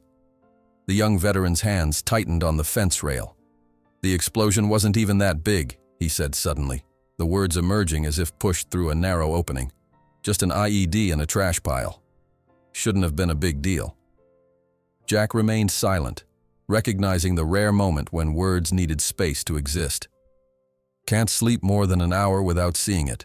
Can't handle crowds. Can't talk to my own family." Collins's voice remained flat, emotionless, as if reciting someone else's experience. "VA says it'll get better with time and meds. Been 3 years. Time helps, Jack acknowledged, but it doesn't erase. You just learn to carry it differently. They stood in silence as Melody cautiously approached the fence, her curiosity gradually overcoming her perpetual wariness. Collins remained perfectly still as the mare stretched her neck to investigate this new human, her soft muzzle inches from his hand. "Can I touch her?" he asked quietly. "Up to her," Jack replied. "Just let your hand rest on the rail. Let her decide." Minutes passed as Melody assessed the young veteran. Finally, she extended her muzzle to make brief contact with his fingertips before retreating a few steps, then approaching again. The interaction continued, a delicate dance of advance and withdrawal, trust cautiously extended and gently received. Later, as the group prepared to depart, Sarah discovered Collins in the stable, speaking softly to Melody as he offered her apple slices from his palm. The others watched in amazement as the horse that had resisted human contact for weeks gently accepted the offering from the previously silent veteran. During the final gathering at Jack's cabin, Miller pulled him aside. "Something happened with Collins today," he said quietly. "That's the first time he's voluntarily interacted with anyone since he came to the center. First time he's spoken more than one-word responses." Jack nodded, unsurprised. "Wasn't me. Was Melody." "We'd like to make this a regular visit if you're willing," Miller continued. "Maybe weekly. I think what you're doing here could help these men in ways traditional therapy hasn't." As the van prepared to depart, Collins approached Jack, his posture slightly less rigid than when he'd arrived. "Can I come back?" he asked simply. "To see Melody." "Anytime," Jack replied. "She'll be waiting." The group loaded into the van, but not before each man shook Jack's hand with newfound respect, one wounded warrior acknowledging another. As the vehicle disappeared down the sanctuary's driveway, Sarah joined Jack on the porch. "Did you see Collins with Melody?" she asked. "Miller says that's the first time he's shown interest in anything since returning from his third deployment." Jack watched Thunder and Melody grazing peacefully in the evening light. "Not so different from what Thunder did for me." "You know, there's a term for what happened today," Sarah said thoughtfully. "It's called mutual rescue. It's the idea that sometimes the ones we save end up saving us." When the van departed, Mike, the young veteran who hadn't spoken in public for months, was found whispering to Melody about explosions and nightmares. And that night, when Sarah asked Jack if he thought he had helped those men, the veteran looked at Thunder grazing peacefully under the moonlight and answered, "I don't know if I helped them, but I know they helped me understand why I survived when so many others didn't. Perhaps some of us need to come back broken to learn how to heal in a way that others can follow. I don't know if I helped them, but I know they helped me understand why I survived when so many others didn't. Perhaps some of us need to come back broken to learn how to heal in a way that others can follow." Jack's words lingered in the evening air, simple yet profound, as Sarah squeezed his weathered hand gently before heading to her car. 6 months passed with remarkable swiftness. Second Chance Sanctuary transformed from a hopeful experiment into a thriving reality. The once dilapidated north section of Silverstone Ranch now boasted freshly painted stables, sturdy fencing, and a small office building where Sarah managed the growing administrative demands. Jack's cabin, initially just a basic shelter, had evolved into a proper home with rocking chairs on the front porch and window boxes filled with geraniums that Martha insisted on planting. Most significantly, the sanctuary now housed 6 horses, each with their own story of trauma and neglect. Thunder remained the unspoken leader, his remarkable transformation from killer horse to gentle guide serving as living proof of the sanctuary's mission. Under his watchful eye, Melody had blossomed from the skeletal, terrified mare into a creature of quiet dignity who particularly connected with the most withdrawn veterans in Miller's program. The regular Tuesday visits from the Veterans Center had expanded to twice weekly, with additional groups from other rehabilitation programs requesting time at the sanctuary. Jack had initially struggled with the increasing human presence, his solitary nature chafing against the constant interaction. But he'd found an unexpected balance, leading morning sessions while Sarah managed the afternoon groups, allowing him necessary time alone with the horses. On a crisp autumn morning, Jack stood at the paddock fence watching Thunder guide a new arrival, a blind Appaloosa rescued from an abandoned farm, around the perimeter, showing him the boundaries of his new home through subtle nudges and positioning. "Never seen anything like it," remarked Dr. Reynolds, the local veterinarian who had become a regular volunteer. "It's almost like he's explaining the place to him." Jack nodded, unsurprised. Thunder remembers what it's like to be afraid in a new place. He's just doing for others what he wished someone had done for him. The sanctuary's reputation had spread beyond Bedford County. A feature in the Nashville Tennessean had caught the attention of regional media, leading to a short segment on a Knoxville television station. The piece had focused on the Veterans Program, showing Mike Collins, no longer silent, working confidently with Melody while explaining how the connection had helped him process trauma he couldn't articulate in traditional therapy. With recognition came unexpected financial support. A Nashville-based foundation had provided a grant for a covered arena that would allow work to continue during inclement weather. Local businesses donated feed and materials. The sanctuary's bank account, managed meticulously by Sarah, had grown from precarious to stable. "We've got people on a waiting list to visit now," Sarah informed Jack one morning as they shared coffee on his porch. Thunder and Melody grazed nearby, their peaceful presence a constant reminder of how far they'd all come. "And 3 more horses that need homes. We're going to need more space soon." Jack nodded, watching the mist rise from the fields as the morning sun warmed the earth. The conversation was interrupted by the sound of an approaching vehicle, a sleek black SUV that seemed jarringly out of place against the sanctuary's rustic backdrop. Thunder's head lifted instantly, his body tensing as he assessed the newcomer. Jack felt a similar wariness, recognizing the vehicle's make and model, identical to Blake Harrison's Range Rover. "Were we expecting someone?" he asked Sarah, already rising from his chair. Sarah shook her head, her expression concerned. "Not this early. Maybe a potential donor." The SUV parked near the office building, and Jack's suspicions were confirmed when Blake Harrison emerged, looking strangely out of place in his tailored suit and Italian leather shoes.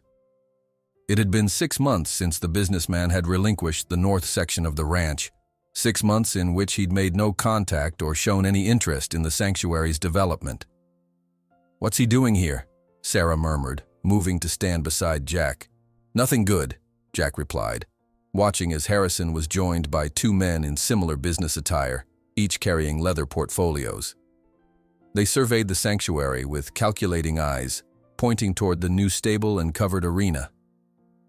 Jack approached the group, conscious of Thunder watching intently from the paddock. "Mr. Harrison," he greeted neutrally. "Didn't expect to see you again." Harrison's smile didn't reach his eyes. "Wilson, place looks different." He gestured vaguely at the improvements. "Quite the operation you've built on my donation." "The community built it," Jack corrected. "What brings you here?" Harrison adjusted his expensive sunglasses. "Business opportunity. This land has become more valuable than anticipated with the new highway extension announcement." He nodded toward his companions. "My associates here represent a development group interested in creating a luxury resort complex in this area. Given your success, I thought perhaps we could revisit our arrangement." The implication hung in the air, unmistakable and threatening. Jack felt a cold weight settle in his stomach. This land was donated. Legal papers were signed. "Papers can be challenged," one of the suited men interjected smoothly. "There are certain zoning issues that weren't properly addressed in the original transfer." Sarah stepped forward, professional despite her evident anger. "We have all the proper permits and nonprofit status. This sanctuary is fully legal." "Perhaps," Harrison conceded with a dismissive wave. "But legal battles are expensive and time-consuming. I'm simply offering an alternative, a new location for your project. Something more suitable, further from the planned development area." Jack recognized the strategy, the same corporate bulldozing that had displaced communities and marginalized vulnerable populations throughout American history. the powerful simply changing the rules when the original ones no longer served their interests. "You'll need to discuss this with our board and attorney," Sarah stated firmly. "I'll have them contact your office to schedule a meeting." Harrison's expression hardened slightly. "Don't take too long. Development waits for no one, and the bulldozers start next month on the adjacent property." With a final calculating glance around the sanctuary, he and his associates returned to the SUV and departed, leaving a cloud of dust and apprehension in their wake. "Can he really do this?" Jack asked quietly once they were alone. Sarah's face was grim. "I don't know. I'll call Pastor Mike and the sheriff. We need to understand what we're facing." That evening, an emergency meeting convened in the sanctuary's small office. Pastor Mike, Sheriff Bennett, and Martha joined Jack and Sarah, along with a young attorney named Rachel Davis who had been handling the sanctuary's legal matters pro bono. "It's not good," Rachel admitted after reviewing the documents Harrison had left. "He's found a technical loophole in the original zoning permit. The land was classified as agricultural when it was donated, but a sanctuary technically requires different zoning." "But that's just paperwork," Martha protested. "The actual use isn't much different from a working ranch." Rachel sighed. "In legal terms, it's significant. Harrison has deep pockets and connections. He could tie this up in court for years we can't afford." "Why now?" Jack questioned. "Why come back after all this time?" Sheriff Bennett pulled out a folded newspaper. "This might explain it. County approved a new highway interchange 2 miles south of here last month. Land values in this area are about to skyrocket. So Harrison donated land he thought was worthless, and now that it has value, he wants it back," Sarah summarized bitterly. The group discussed options well into the night, but the conclusion remained bleak. The sanctuary had limited resources for a legal battle against Harrison's wealth and influence. Even with community support, they faced an uphill struggle against a system that typically favored moneyed interests over small nonprofits. The following days brought a heavy tension to Second Chance. Jack found himself watching the driveway for returning vehicles, starting at unexpected sounds. The horses, sensitive to human emotions, grew restless in response. Thunder particularly seemed affected, his hard-won serenity disturbed by Jack's anxiety. During their morning sessions, the horse would repeatedly look toward the entrance, ears pricked forward, body tense with vigilance, mirroring Jack's own heightened alertness. "I know, friend," Jack murmured, stroking Thunder's neck. "I feel it too." A week after Harrison's visit, Jack was working with a group of veterans when dark clouds began gathering over the western hills. The weather forecast had mentioned possible storms, but the speed with which the sky darkened suggested something more severe. "We should wrap up early," Jack advised Miller, who nodded agreement and began gathering his group. As the veterans' van pulled away, the wind increased dramatically, bending the tops of the tall pines that bordered the sanctuary's western edge. Jack and Sarah worked quickly to secure loose equipment and ensure the horses were safely in their stalls. Thunder, normally calm in adverse weather since the night of the fire, showed unusual agitation, refusing to enter his stall. "What's wrong with him?" Sarah asked as they tried to coax the stallion inside. "Not sure," Jack replied, concerned by Thunder's behavior. The horse kept turning toward the southern boundary of the property, ears forward, nostrils flared. "He senses something we don't." The first heavy raindrops were just beginning to fall when Sheriff Bennett's cruiser came racing up the driveway, lights flashing. He jumped out, ignoring the intensifying downpour. "Flash flood warning!" he shouted over the rising wind. "Duck River's breached its banks south of here. Water's heading this way fast." Jack's mind raced. The sanctuary sat on a gentle slope that would likely remain above the floodwaters, but the southern section of Silverstone Ranch, Harrison's remaining property, lay in a vulnerable lowland area. "Anyone down there?" Jack asked urgently, pointing toward Harrison's section. "That's the problem," Bennett replied grimly. "Harrison's there with some investors. Their cars got cut off when the access road flooded. Emergency services can't reach them with the main bridge down." Sarah gasped. "They're trapped?" Bennett nodded. "Water's rising fast. I've got rescue teams trying to reach them from the east. but it'll take time they might not have. Thunder's earlier behavior suddenly made sense to Jack. The horse had been alerting them to the danger approaching from the south, the same intuitive awareness that had helped him navigate through the burning stable months ago. "I know a way," Jack said, decision forming even as fear clutched at his chest. "There's an old logging trail through the woods, high ground most of the way." "Jack, no," Sarah protested, understanding his intention immediately. "It's too dangerous, and after what Harrison's trying to do to us." "A man is more than his worst actions," Jack replied quietly. "Thunder and I know that trail. We can reach them." Sheriff Bennett looked doubtful. "Wilson, that's admirable, but this storm is turning nasty. Professional rescue teams are struggling." But Jack's mind was made up. As the rain intensified to a driving sheet, he quickly gathered emergency supplies and a first aid kit. Thunder, sensing purpose in Jack's movements, came to him voluntarily, standing steady while Jack secured a lightweight saddle, one of the few times he used any equipment with the horse. "Be careful," Sarah pleaded, helping Jack attach waterproof bags containing blankets and emergency supplies. With a nod to Bennett and a final reassuring touch to Sarah's shoulder, Jack mounted Thunder and headed into the storm. The force of the wind and rain was disorienting, visibility reduced to mere yards, but Thunder moved with surprising confidence, picking his way along the partially overgrown logging trail that wound through the wooded hills, separating the sanctuary from Harrison's property. Water already coursed along the lower sections of the trail, but Thunder navigated around these obstacles with the sure-footedness that had made him a champion racehorse. Jack leaned low over his neck, trusting the horse's instincts more than his own perception in the worsening conditions. After 20 minutes of careful progress, they emerged from the woods onto Harrison's property. The scene below was alarming.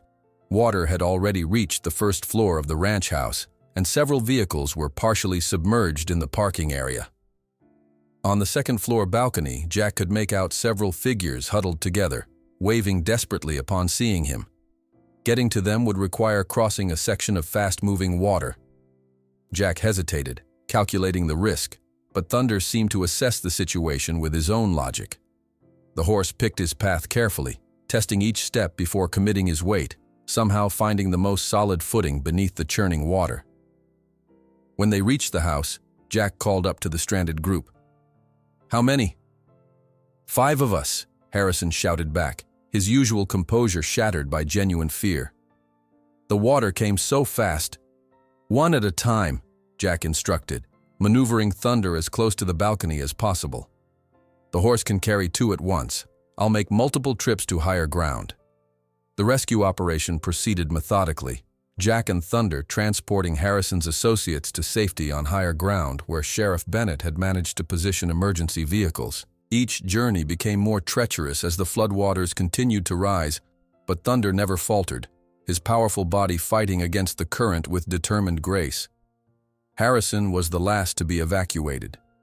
As Jack helped him mount behind the saddle, the businessman was uncharacteristically silent, clinging to Jack as Thunder began the final journey through the now raging waters.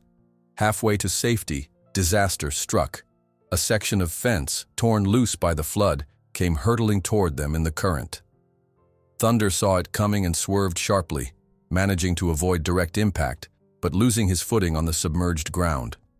For heart-stopping seconds, both horse and riders were caught in the powerful flow before Thunder regained purchase and fought his way back to more stable ground. When the soaked and exhausted trio finally reached the emergency vehicles, news cameras were already recording. Helicopters from Nashville television stations hovered overhead, capturing the dramatic scene as Jack, Thunder, and Harrison emerged from the floodwaters. "If I hadn't seen it with my own eyes," murmured a paramedic as he wrapped thermal blankets around Jack and Harrison. The soggy and exhausted Jack dismounted from Thunder when ambulances and rescue teams finally reached the safe area, and as paramedics attended to Harrison, the businessman stared fixedly at the man and horse who had risked their lives to save him, stammering in disbelief. "Why? After everything I've done, why would you save me?" And Jack's simple answer echoed louder than the roar of the floodwaters. "Because Thunder taught me that redemption is available to all of us, even you." Because Thunder taught me that redemption is available to all of us, even you, Jack said, his voice barely audible above the receding floodwaters. Harrison stared at him. The arrogance washed from his face along with the designer cologne that had once masked his humanity. Weeks passed after the dramatic rescue, Second Chance Sanctuary gradually returning to its rhythms as the flood damage was repaired. The media coverage had brought unexpected attention. Donations flowed in, volunteers appeared at the gates, and Thunder's story spread far beyond Bedford County. Through it all, Jack maintained his quiet routines, finding solace in the dawn sessions with the horses while Sarah managed the growing public interest. On a crisp autumn morning, as frost sparkled on the paddock fences, a black SUV appeared on the sanctuary's driveway. Jack tensed instinctively, memories of Harrison's threatening visit still fresh. Thunder, grazing nearby, lifted his head with similar wariness, nostrils flaring to catch the scent of potential danger. But when the vehicle door opened, Harrison emerged alone. No lawyers, no portfolios, no entourage of suited men with predatory smiles. He walked with a slight limp, a souvenir from the flood, his usual tailored perfection replaced by more casual attire. "Morning, Wilson," he called, approaching the fence where Jack stood.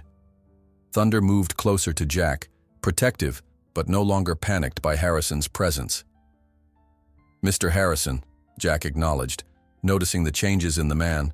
Beyond the clothing, something in his eyes had shifted, the calculating hardness replaced by something more complex.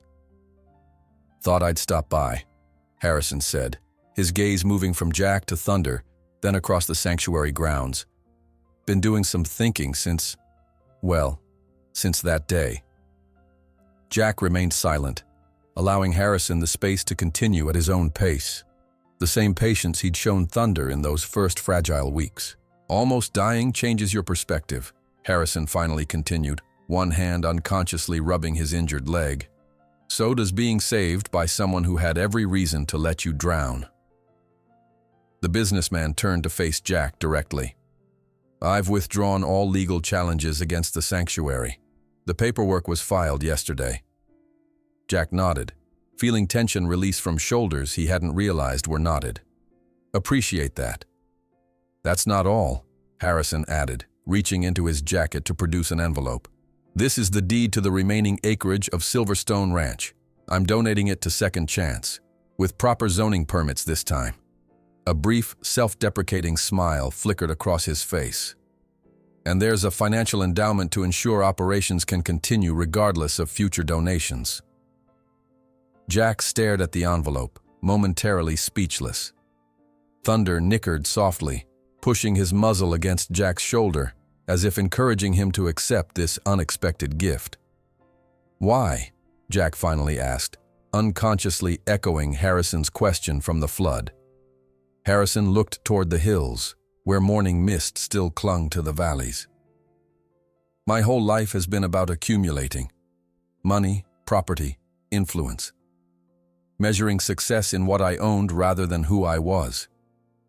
He shook his head slowly. When that water was rising, none of it mattered.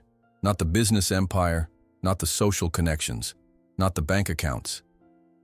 He turned back to Jack. "What mattered was that a man I'd tried to destroy risked his life to save mine. Made me wonder what I'd been building all these years." The two men stood in silence, the morning sun strengthening around them, casting long shadows across the frost-covered ground.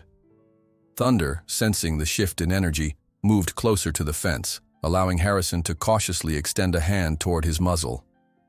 "He remembers you," Jack observed as Thunder permitted the brief contact. "Probably not fondly," Harrison replied. "Horses don't hold grudges the way people do. They live in the present." Harrison nodded thoughtfully. Might be something to learn there. 3 months later, a crowd gathered at Second Chance Sanctuary for the dedication of the newly constructed Harrison Rehabilitation Pavilion, a state-of-the-art covered arena where therapy sessions could continue regardless of weather.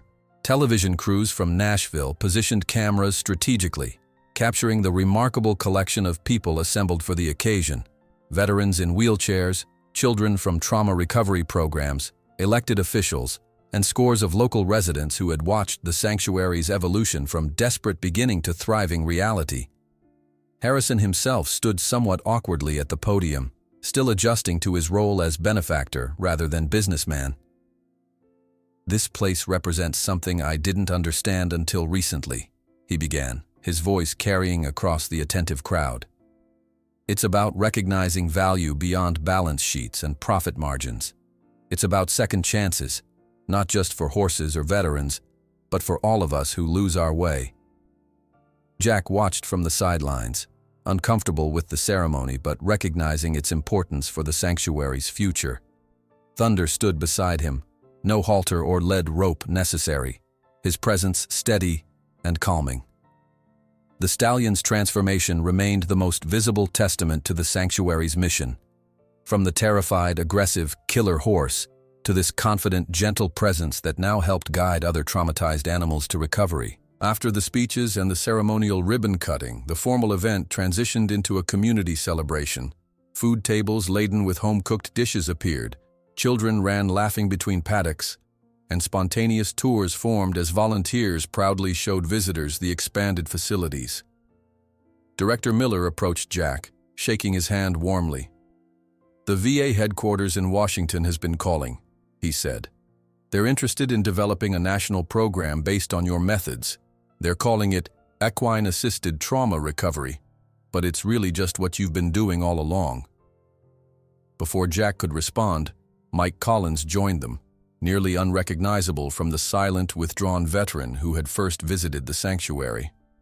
Now he worked 3 days a week with Melody, helping other veterans find the same connection that had begun his own healing. "Got something to show you, Jack," Collins said, his eyes bright with purpose.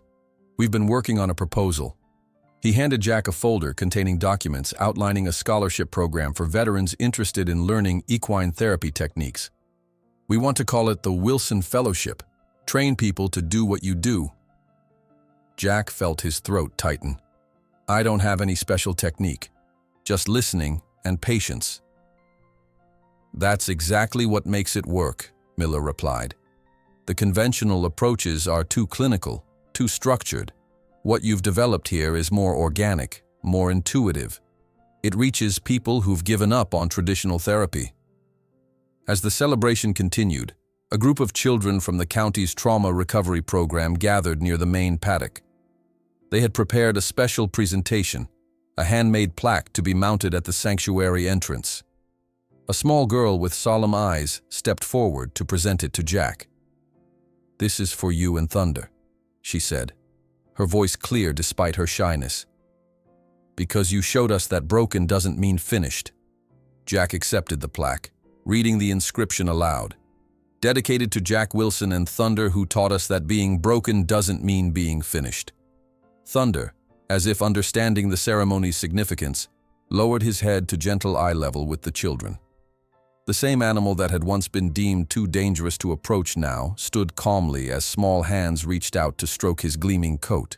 As evening approached and the crowds began to disperse, Sarah found Jack sitting alone on his porch steps, watching Thunder lead the sanctuary's other horses in from the pasture. 7 of them now, each with their own story of trauma and recovery. "Quite a day," she said, settling beside him with 2 mugs of coffee. Jack nodded, still processing the events, the speeches, the unexpected evolution of what had begun as a desperate gamble to save 1 horse and provide shelter for 1 broken man. "You know what amazes me most?" Sarah continued, following his gaze to where Thunder now stood, silhouetted against the sunset. "It's not just that he recovered, it's that he's helping others recover, like he's passing on what he learned from you." "Works both ways," Jack replied quietly. "Everything I know about healing I learned from him." Thunder guided the other horses with gentle authority, not as a dominant leader imposing his will, but as a confident companion showing the way.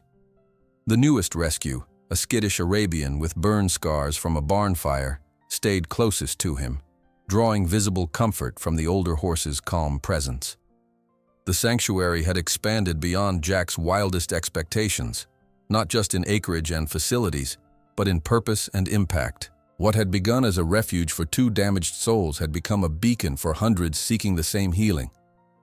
Thunder's story had spread across the country, appearing in magazines and television features, inspiring similar programs in other states.